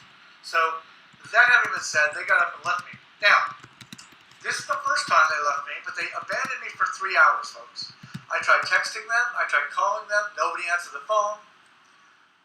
During this time, I started having a diabetic issue. And I recognized it and said, hey, I need to get to the van because I need to get my medicine and my testing kit. No response. Folks, I had no response for 3 hours. Who does that? With somebody who claims to be a supporter of even healing. It was absolutely the craziest thing that I've ever experienced. I never in a million years would have ignored somebody having a medical issue, ever. But then again, I'm a combat medic, and my oath is to saving life. I can't speak for Shelley. But anyway, they finally did contact me, tell me that they would meet with me at the casino. So we sat down at the casino, and immediately Shelley said she can't work with me. And Wendell then tried to be manipulative and say, well, the project needs to go on, but it needs to go on without you. And I said, this isn't how this works, guys. You don't, again, take the executive producer or the production company and all of a sudden flip and think you can take all of the property from the production company. That's not okay. I told Shelley, again, at the very beginning, that I had set things up this way to protect the project, mostly for the investor, because you guys have put a lot of time and money into this, or a lot of money into this, and I felt responsible to make sure that this project gets made. And I, again, will tell you, it will get made. I will make this film. Okay? Shelley does not control the assets. I've got all the assets and all of the video footage. So she can take what she has and try, but then she will be making this issue worse for her legally. Okay? So basically we had our disagreement. I said, I'm not giving you the film footage. That's not happening. She got up and said, well, then I'm going to keep all the equipment in my possession. Folks, at this point, it's extortion. Okay? Now, I didn't know it at the time, but I do know now that what they did for about 3 hours is they went back to the cabin, loaded up all their gear into the van, took all my gear and loaded up into the van, except what I had on my person, which thank the Heavenly Father were my cameras and all of the video data from the film, and my laptop is what I had on my person at the time. So when you see this video of her claiming also this $2,700, that is a lie, folks. I never in a million years would have taken GoFundMe money to pay for my house, unless the situation was much different. So basically, she starts to walk out, I get up and follow, and I realize that I've got hundreds of cameras in this casino, and I could potentially be being set up by her and Wendell and David to make me look bad, which, as you saw from the video, obviously is what they were trying to do, and they didn't get much because I knew I was under surveillance from the casino, and that I could subpoena the footage from the casino, which we have done, to validate my story. So here's the other thing: is as we walked out, I'm trying to tell them, look, don't leave with my equipment. I need my equipment. It's my personal equipment, and you guys can be held accountable, and it could be a felony if you leave with that equipment. I told them that before they. Now, what's this? My equipment. He's not referring to the equipment bought just on his credit card. He gave a list of equipment bought on his credit card, some of which they will have taken. But there was also other equipment bought even before Flat Earth, when he finished his degree. They just took. It sounds to me like he thought, okay, I've got all this stuff. We're also going to need this and this and this and this and this and this and this. I get a credit card, buy all of that, and use the other stuff that I've already got. That's already my personal equipment. Now, for dumbasses like Flat Earth Reset, he's saying that was my personal equipment. Understand? when somebody takes somebody else's possessions without that person's permission, that's theft. Kind of quite clear. It doesn't take this is learned usually by the age of 6. People have got this down pat. That's it. They understand by the age of 6, pretty much. It's like, hey, this doll isn't mine. It means it's somebody else's. You see, Flat Earth Reset. People learn this when they're very young children. That's theft. We have in the West police forces, and when people steal your stuff, you can go to the police force and say, hey, these people stole my stuff. And then they go, oh, really? Well, that's not very good. You go, yeah, that's right. Can I get it back? And they go, oh, well, we'll have to see about that. We might have to call the police in a different state. That's going to cost some money, which means that's going to be some damage to the people who did the stealing. But never mind, let's continue. Folks, okay?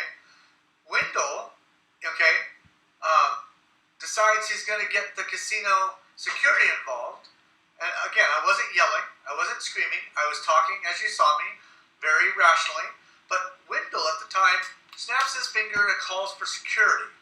Then Wendell tells the security that Let me just, for people in the chat watching right now, we have this person called Flat Earth Reset. He's not very bright. He thinks in his little brain that there was no contract between this guy and the woman in question. No contract at all. He specifies how when they were writing the contract, he decided to give her control over executive decisions. This is done so that you don't end up at a stalemate. I think you should be wearing a green top. I think you should be wearing a red top. Well, I think it should. So you have somebody that has the final say. How is this arrived at? In a contract. Otherwise, if it was just verbal, I'd say, well, now I have 54% and I trump your. You see, just Flat Earth Reset. Sit away from the computer and pay attention to what's being said. Turn off your inner dialogue. I've told you this so many times in the past. Turn off your inner dialogue. Take in what's being said. Then examine with your inner dialogue afterwards. Notice when your inner dialogue kicks in. Like practice. You'll perfect it sooner or later. trying to steal Shelley's equipment. Folks, I just showed you my credit card statements. It's not Shelley's equipment. Okay, so Wendell's already in the wrong, okay, for lying. Okay, now, so far, we have extortion, hijacking, lying, and potentially stealing in the process of stealing. Okay, which is a criminal offense because it's over $1,000. My equipment was $2,100. So we're already talking about criminal charges at this point, if I were to file charges. Now, as you saw in the video, she makes a bunch of claims that $2,700. Folks, I never wrote any check to my mom for $2,700. First, Shelley has no access to the funds from the company, so all she has is allegations. However, I did, throughout this whole process, explain to her, call her all the time, and explain to her what I was doing throughout the entire process. So for her to say I wrote a check to my mother is ridiculous, because she knows it's not true. All it is her desperate attempt to salvage what she's already destroyed. That having been said, you saw in the film, or you saw in the video, the security told us to leave. I turned around and left. Okay? As I go out the door and go to the left of the casino, I see Wendell heading to the van and David standing in the back behind the van. So I yelled at them and said, "Hey, I need my equipment back." Wendell motions to them, "Leave, go, go, go. I'll catch up with you later." And I shouted out, "Do not do this." They didn't listen to me, and so they left. So at this point now, as they're driving off the property of the casino, it's now grand theft. Okay? Now, I also told them at the casino that they needed to make sure they did not leave. At the point at which they went from Nevada to Utah, it became grand theft crossing state lines. Okay? Now, again, at the time, I was freaking out because they stole all my equipment and they abandoned me there in Wendover. Okay? Regardless of taxi cabs or whatever, they still abandoned me, folks. That's what happened. Okay? Now, also, I had maxed out my credit card by this time, and I did not have the money to get a cab. So my phone died, and I couldn't contact anyone. I had to get a charger, go charge it. Then I was able to call Rob Taylor, who's my other executive producer, and explain to him the situation. Rob offered to come get me. We decided we were going to take a couple hours of sleep because I was already knocked out. I was not able to sleep, however, and I got a call from Robert Scott, who offered to come get me and pick me up, which he did, and then went to in Salt Lake.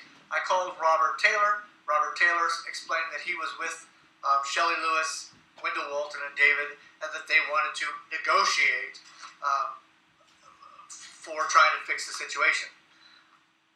Robert Scott and I agreed that that my equipment was not a negotiation tool, and that they were to return my equipment before we ever negotiated for anything as far as the film is concerned. Okay? Then, which they refused to do. When we got to the restaurant where they were supposed to be, Robert Taylor was there. They had fled the scene with my equipment and gone about 30 miles away. Now, understand, they did so knowing they had my equipment in the vehicle. Okay? So, they had the equipment. We sat there, folks, for 2 hours and tried to negotiate with them and get them to come back and bring the equipment back. And I even told them, listen, you bring the equipment back and I won't press charges. Just bring the equipment back and we can negotiate for fixing this whole situation. Folks, I have texts on my cell phone where Wendell Walton continued to try to extort the project from me while trying to negotiate for my equipment. Meaning he was trying to swap one for the other. Okay? Not happening. But I have texts proving all of this. All of this is going to go to the police officer and the courts if it goes to court. Okay? Finally, I said, listen, because I had asked, Robert Taylor was originally the mediator, and Robert Scott I had asked to be my negotiator because I was completely exhausted and quite frankly I was quite ticked off at the time to think that Shelley Lewis and these guys would do this. I never in a million years would do this to someone, and was absolutely dumbfounded that they thought that this was an okay to do. I still don't understand their thought process in this. So, anyway. So finally I said, listen, if you guys aren't going to return my equipment, I'm going to go to the police station and we're going to file a report. Okay? But understand that it's already criminal charges and fleeing and evading and crossing state lines, which makes it a felony, folks.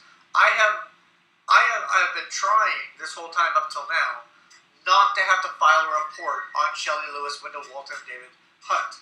Okay, I've tried giving them every chance not to file this and to do what's right to fix this situation, which they refuse to do. So, anyway, that having been said, Robert Scott and I got in his car and we drove to the police station. At the police station, I texted them and said, listen, I'm at the police station. Return my equipment and I won't file charges. It's that simple. Wendell continued to text me and threaten me over the situation as though he had some big something to negotiate with. Folks, they had all of my equipment and were already in the wrong. Okay? So I said, no, bring me my equipment. And they're like, well, we're leaving. And I warned Wendell again and said, listen, you will be crossing state lines again. Every time you cross state lines, it's another felony charge, folks.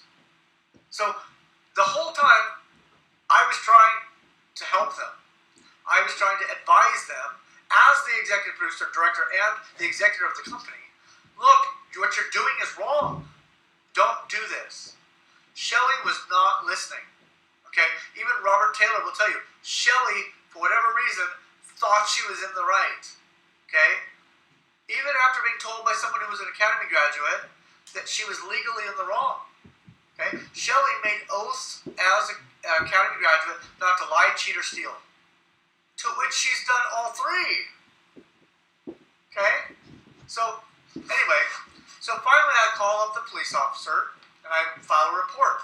The officer asks me, why didn't you file this 8 hours ago, whatever. I said, well, because I was trying to save my friends. I was trying not to have to file against them and do this. I wasn't trying to get them in trouble. I was trying to get my equipment back and fix the situation.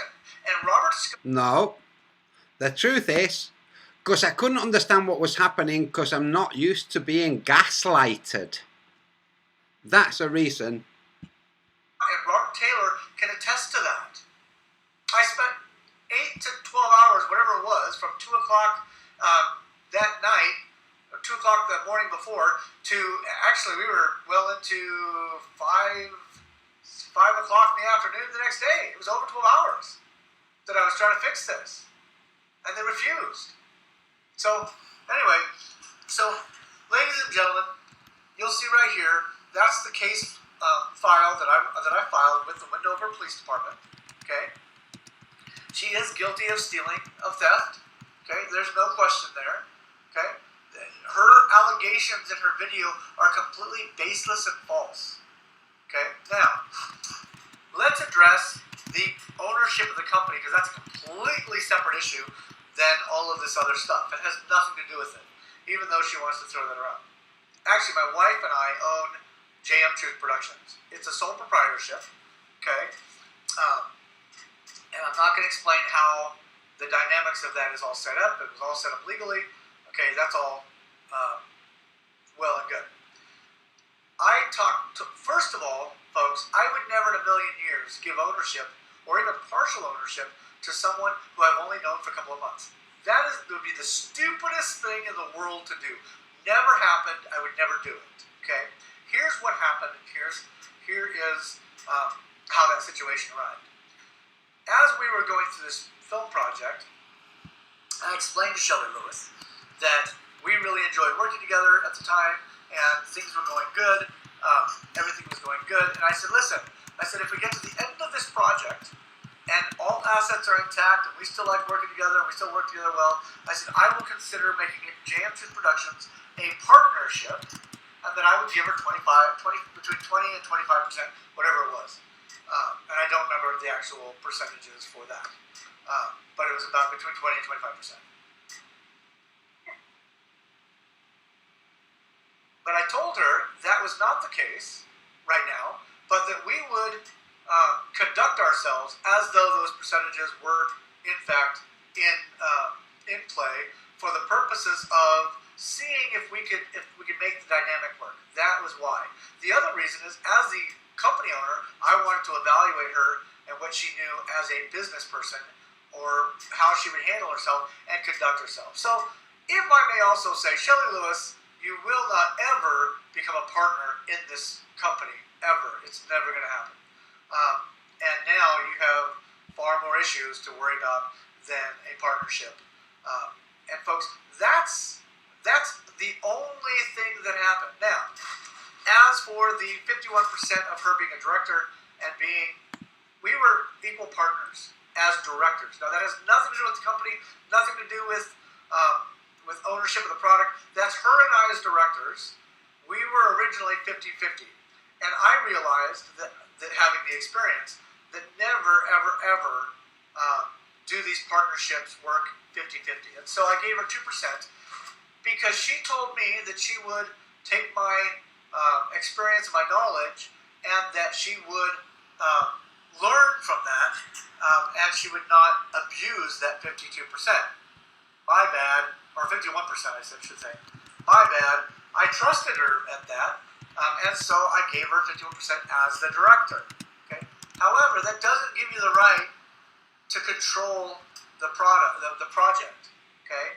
That just means that when it comes to creative decisions in the project, she could say, "Hey, I think we should do this," and pull out her 2%, put it on the table, say, "We're going to go in this direction. We're going to do this." Okay. Now, most of that is for the purpose of the editing room. Okay, where when it comes takes, that 2% actually plays more into effect during that time. However, during this trip, she several times took that 2% out, laid it on the table to override me, which was foolish in my book because I'm the experienced director with the experienced cinematography, and she would ask silly questions like, well, why didn't you bring the wireless mics? Well, because I had an extension cord for the mic, and I could use the lav mic without worrying about the interference from the receiver and the transmitter. So I hardwired it into the camera because that made more sense and got cleaner sound, Shelley, just so you know. Okay? These are the type of uneducated questions I had to deal with and uneducated situations I had to deal with. And when I explained to her these things, she still thought that she was right, which, I'm not even going to go there.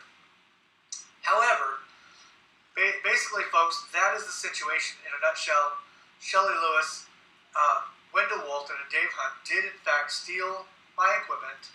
They are guilty of criminal larceny and crossing state lines, which makes it a felony. So, that having been said, I did everything I could to see that this didn't happen. Unfortunately, Shelley, I can't speak to her motivations or why she did what she did. All I know is that I believe that I did everything I could to advise her against doing what she did. She chose to do what she did, and I can't speak to why Shelley Lewis would do such a thing, other than pride, ego, and greed. Okay. Now, Shelley Lewis also made this statement that she's invested $20,000 into this film. Folks, that is not true. Okay, I have not seen any receipts adding up to $20,000, and the production company, which is me, I'm the one she would turn those into. She knew that from the beginning. So for her to claim $20,000 is absolutely ridiculous. And there's no way, even in my head, that I could calculate and come to $20,000 at this point in the stage of the game. So, I don't know what to tell you about that, Shelley, but that's not true as far as I am concerned and as far as I know. Now, if you provide, receipts that add up to that, okay, that's great, but I don't have receipts on that.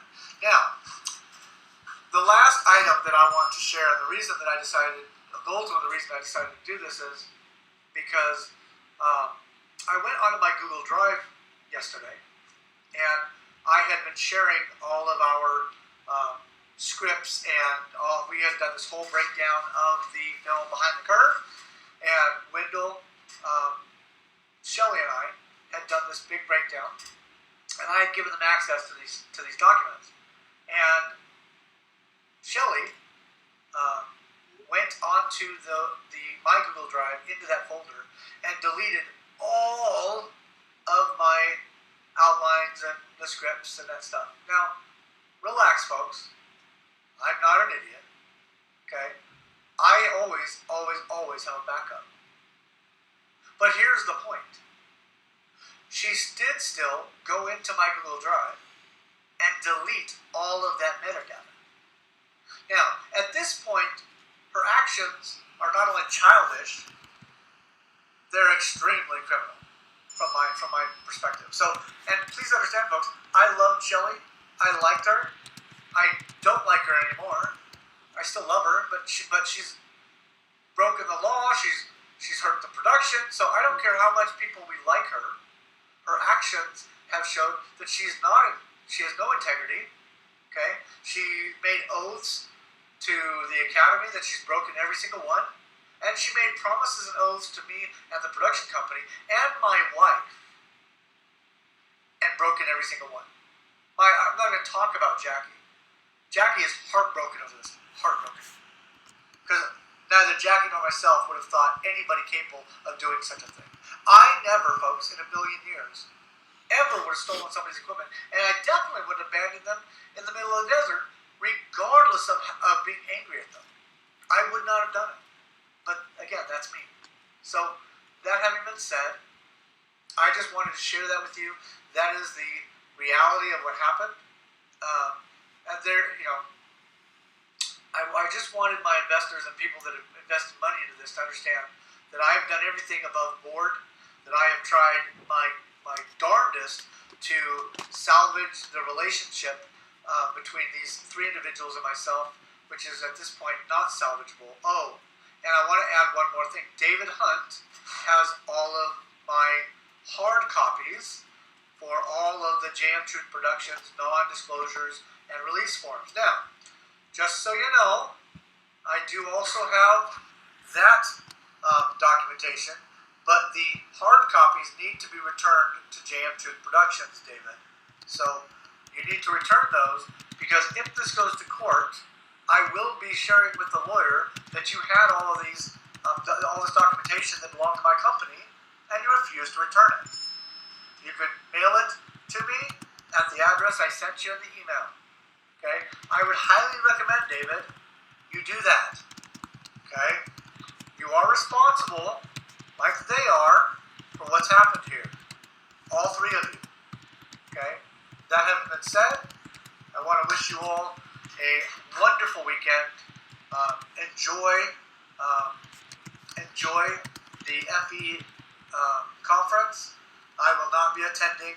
However, I want the community to know that the equipment that she's using, that she has in her possession, belongs to me and needs to be returned to me immediately. Thank you so much for listening. This is Joshua Michael signing out, and we'll see you next time on The Plain Truth Behind What Curve. Hey, Roy Christopher makes a good comment. Right, first, dude, right, video production guy, the guy that we're just listening to, okay? Will not be attending. However, you've seen that he had 2 cameras set up. I think it was 2, maybe 3. Okay, so he could cut. So, you know, so the 3 of them are recording, and he could cut one angle. So, look, there's this angle that he's at, and then there's this other angle. Okay, and I think there might have been another angle too, but I don't know. Anyway, the point is, if you're going to edit, okay, if you're going to edit your video before you upload it, which you obviously did, then you might want to edit this part, okay? Now, I don't have a degree in cinematography, but let's see if you can Thank you so much for listening. Let's see if you can see which part you should edit. This is Joshua Michael signing out, and we'll see you next time on The Plain Truth Behind What Curve. Cut. This part. The hell, dude. Now, I know you're stressed, but geez Louise. Anyway, I just wanted to share that. I wanted to share that because that guy's being gaslighted and smeared. And I like it when people get gaslighted and smeared, so I can show it and say, hey, join the club. I don't really like it when people get gaslighted, of course. Now I'm looking in the chat. I'm going to say, let's see.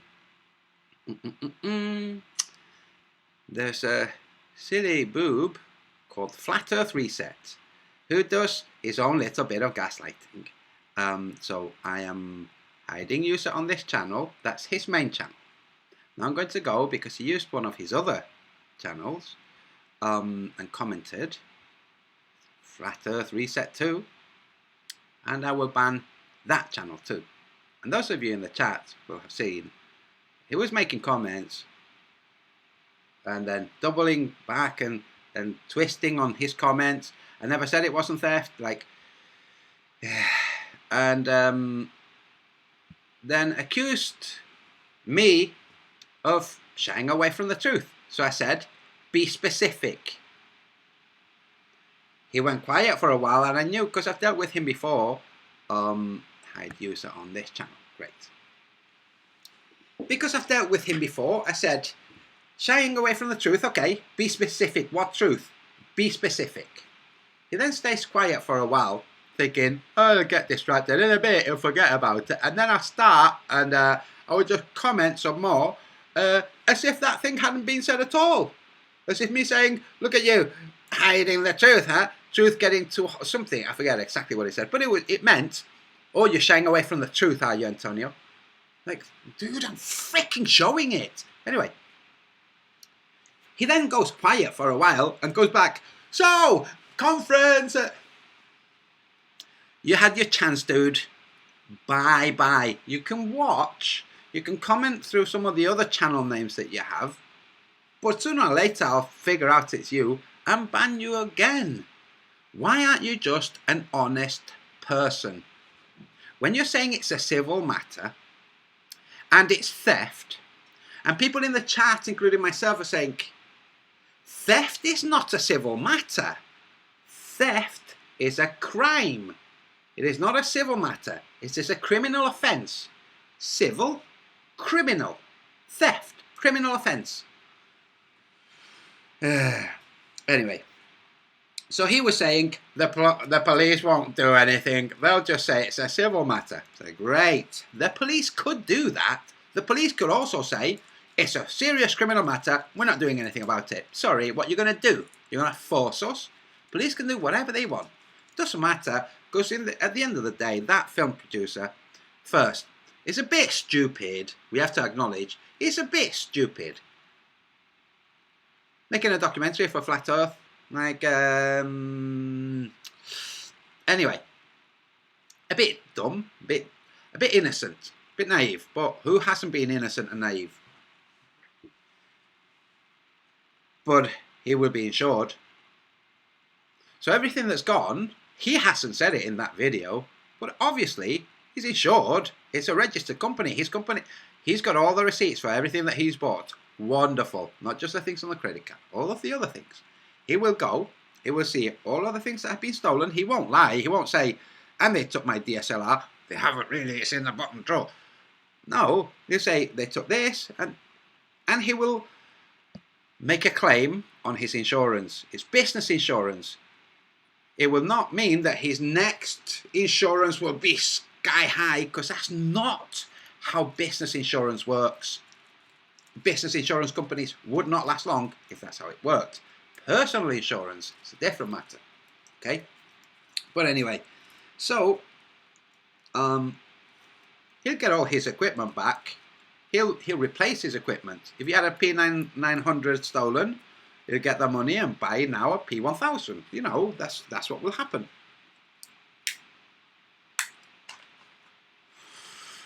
And I wanted to show that in its entirety, apart from the invoice part, because it's worth knowing.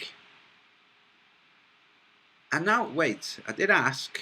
Yeah, I'm going to go in about 5 minutes, guys, and then I'm going to do immediately another hangout in Spanish about the charlatan flat earthers in South America. That's right, it's been a long time coming.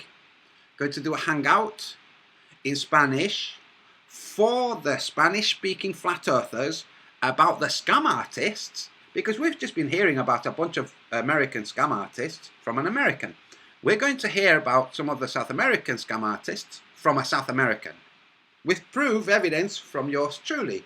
Although I'm not South America, I am a Spanish speaker, and I have proof to present, so I will present it. Now, before I do, I'm going to ask, and I'm going to stay maybe another 4 or 5 minutes. Franco, si estás escuchando, ahora termino pronto. Type X in the chat now if you would like to see, and it's nothing, it's just like, my brief conversation with Shelley Lewis after she tried to become my friend, you know, friend requests, loads and loads of times. It's like, what? So I go, okay, and usually I say okay to most people that have a few shared friends. Okay, I say, oh no, she's full. Oh, okay. So that goes away. Then again, tunk, friend request. Like, okay. Oh no, she's full. Like her list is full, like 2,000 or however many you can. Okay. And then again, tunk, friend request. Like over a period of a couple of weeks. Eventually a message from her, hey. Okay, so I have 2 gossipy gossips. Rudy Mali Saskit, Party Pack, Boris Chops, Over the Line, Brett Z, Sparky Lee, Angel Fire, Globe Knot, Orbs Realm, Love Wisdom Harmony, Zero Coriolis Effect Flat, Stephen Parker, P. Murray Level Earth UK, Danny Diesel, Madame Medusa, Roy Christopher, Triple X.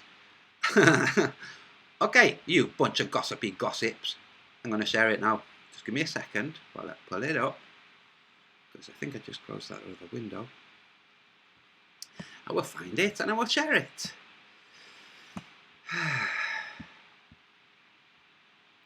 People, stupid, dishonest people in the world. You know, by the way, R. Foster, who I showed earlier in this, explaining about how the moon is not a physical body, also went on to explain about human morality not being just a conditioned response thing, or a conditioned response, or a conditioned morality based on your Christian background, that there's a real thing that has real value in good morality. The thing that shows itself when there's a catastrophe and everyone goes to help without checking, hey, you're Pakistani, hey, you're from a different faith. Just one, okay? That spontaneous, not conditioned thing, okay? So I'm going to go to Facebook.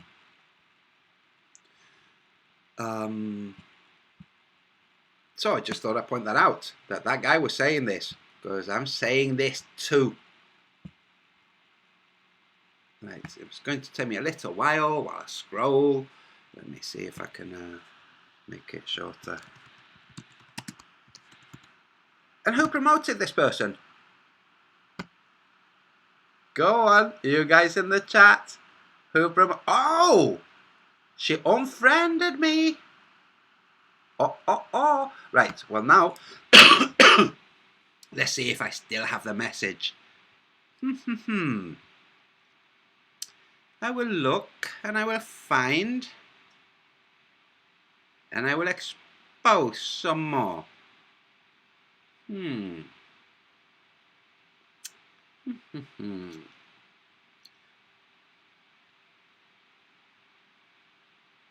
Sorry, I have a lot of messages. Oh, this will be so good.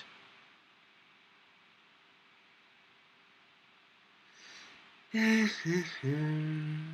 don't know. I don't know. By the way, just thought I'd point this out. Sometimes on Facebook, get a notification. Hey, you have things waiting in this part of Facebook you don't know about. So I'll go. Lots and lots of messages from months ago. Like, the heck are these? What the? Anyway. So I'm scrolling. Let's see. Sooner or later, I will get there. I don't know how it goes, but I'm not totally sure how it works on Facebook to see whether or not you can delete comments, or if you unfriend, then the messages disappear. I don't know. I've not looked long enough. But if comments don't disappear when you unfriend, then there'll be the comment there. And then I will just show that. Ooh. Lola. Lola. ¿Qué pasa, guapa? There you go. Oopsies. Oopsies.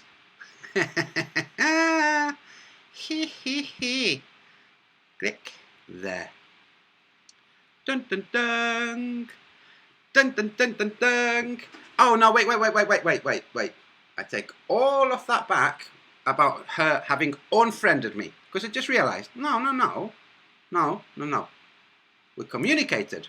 She sent friend requests, but I couldn't accept because, well, it didn't work because she was full. So I take all of that back about her having unfriended me. But now you are going to see the messages. Bum, bum, bum. Let me see. There you go. Okay. Shelley Lewis, would you be on my radio show Down the Rabbit Hole? I ignored it because I'm not interested in radio shows. Like, no thanks. Hi Antonio, I am one of the executive producers for our Flat Earth documentary, The Plain Truth, and ordered your book about the sun and a working model for the FE map. More importantly, I am a flat earther, and I don't think, well, never mind. And we are working on a documentary. Like, yeah, you just said, Anyway, and we are working on a documentary, and I am wondering if you would be willing to be in it to talk about your findings with the sun and the map. I'm very impressed with your work.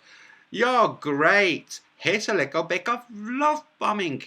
Please let me know if this is something you would be interested in. Thank you so much, Shelley Lewis. Hi Shelley, I can't accept your friend request. Facebook says you've reached your limit of 5,000. Sure, I'll be happy to contribute to your documentary. Looks like it's going to be a good one. Just checking your page now. In short, yes, count me in. Wait. Thank you so much. You made my week. I'm so honoured to be working with you. We'll be in touch soon as the next steps, but I love your work. Whoa! Heck. Where's my message? I sent her a message saying, wait. I sent her a message saying, you might want to check. This is very strange. You might want to check with others though. Oh my God. This is very weird, people. Sorry. I didn't realise that message was missing because I hadn't opened it. Good Lord. Anyway, so I said yes, and then later I said, yes, sure, count me in. And then later I said, actually, you might want to check with others because others might have a problem with me being in it. But that message isn't there. Anyway, well, that was an anticlimax. Stop that sharing. Well, that was crap. Wait, wrong one. That was rubbish. Right, let me find my thing where I'm sharing. Yes, so she asked me to be on the on the radio. Documentary is like, yeah. I'm thinking, yeah, let's see this documentary. Let's see, because it was being like, this is real flat earthers. We're gonna do a real flat earth documentary. Let's see. And I'm thinking, okay. And then I hear who else might be in it, and I'm like, this isn't gonna be very good. Some of these people might, if you tell them that I'm in it, they're gonna say, then count us out. And I sent that message and nothing. Anyway, it's gone. I don't know how it happens. Isn't it ironic? It's called The Plain Truth, and she was promoted by the Plain Truth channel. Kind of ironic. Try Messenger on your phone. It's very different. It shows you more. Oh, okay. Oh, I can't do it on my phone because I don't have Wi-Fi here. But thanks for that, Crody Broberg. Yeah, that's very weird. I tell you what, guys. There's something very wrong with Facebook. There's something just very strange with Facebook. That message, like my last message, which by the way was seen, it showed that she'd seen it. I didn't reply to it. I mean, when I sent it a couple of days later, I check. No reply, but she's seen it. Okay.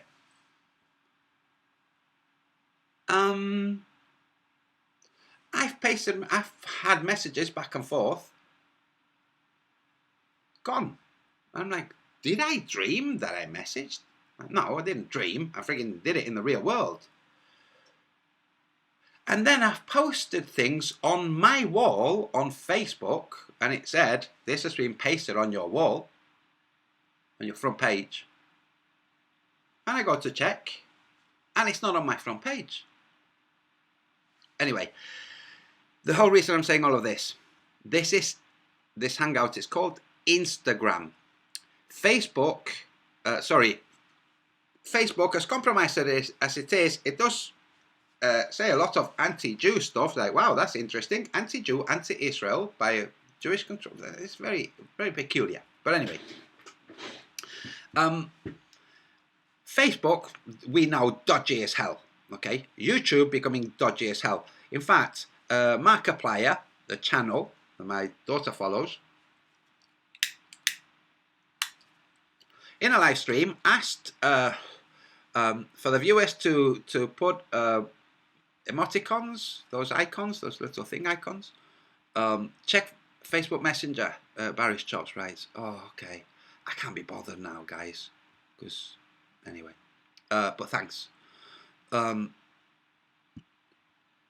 So this guy has a channel, is aimed at the younger population.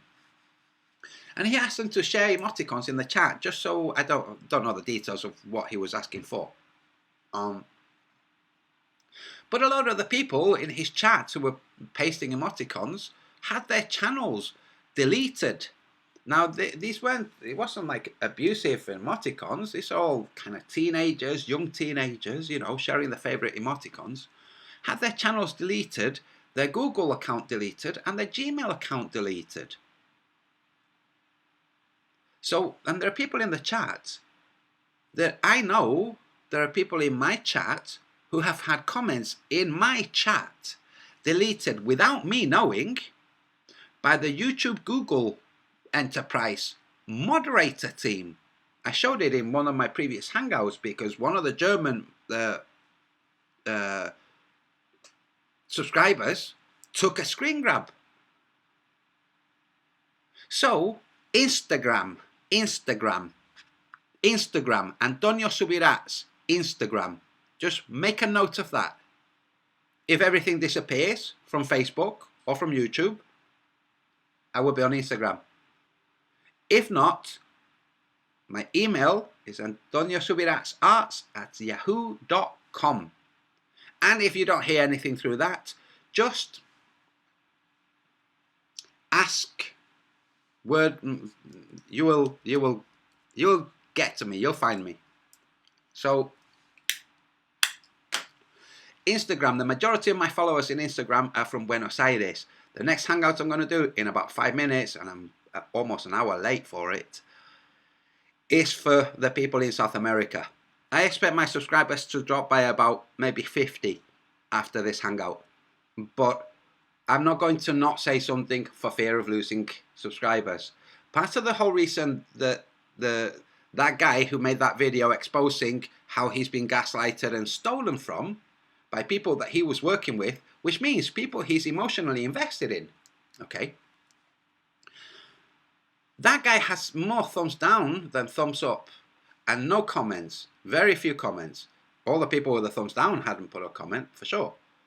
They're not putting thumb down as in, we don't agree with what they've done to you. No, but a thumb down is a sign of disapproval with what they're seeing. So, Adrian Franazek, yes, I'm allowing that comment. He said, comment hidden. Yeah, well, go and watch what his comment was. BitChute, Emerald Rider, I'm kind of very, I'm not very impressed with something that's called bitch in the name. Bitch. Like, just sooner or later, I don't know, maybe a British, maybe a French, Italian, maybe Serbian.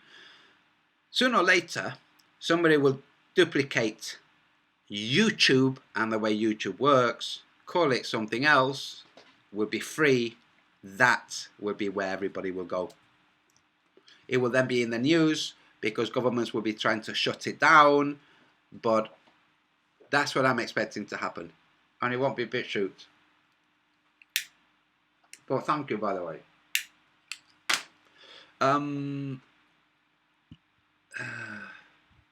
Wait, so comment.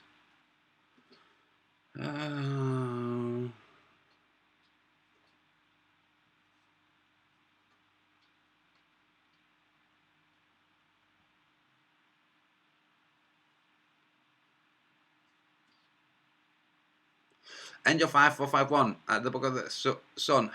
Me to Shelley. Hi, did you get a hold of Antonio Subirats? He told me he doesn't like doing interviews, but he would really he should really promote his new book. He's got the Flat Earth map. Cool. Shelley replied, this is from Angel 5451. Cool. Nice, we'll contact him. I friended him, but need to see if he accepted me. Yes. Okay, so until now, yeah. So, ouch.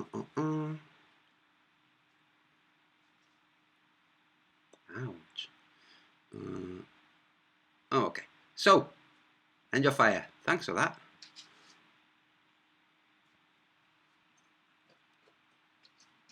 Yes, Savoy. Why no more wrenches? Because this way everybody has the same level, and it's less in time. It takes less of my time, and it means that people, I won't accidentally give a wrench to someone who will quickly delete comments before I can find who the person deleting the comments is. Yes, they're letting us have YouTube for now because they're gathering info. They're gathering info, and they're also sorting through the chaff, Danny Diesel. Yes, Emerald Rider, yes, I hear you, I hear you.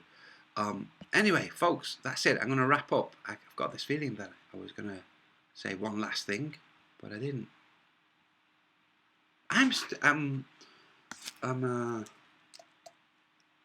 a bit, it bugs me, you know, when something happens, like just happened with Facebook, a comment.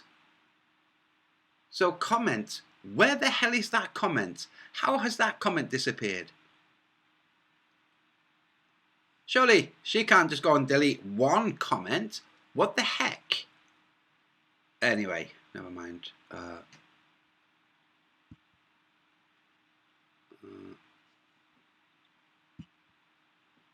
Library, Scary's right, library, very complex. Folks, listen, I have to go. I'm getting my head starting to spin, and I have a hangout to do in Spanish. Okay, folks, thank you very much for watching. I hope you enjoyed this.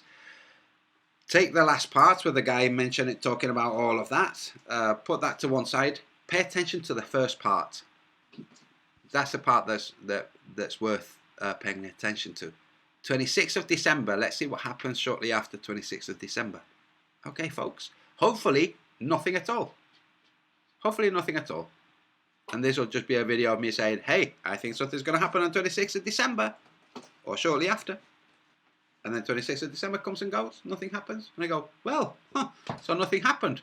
Well, that was good. Anyway. Right, folks, I'm off. Thank you very much for your time. Adeu.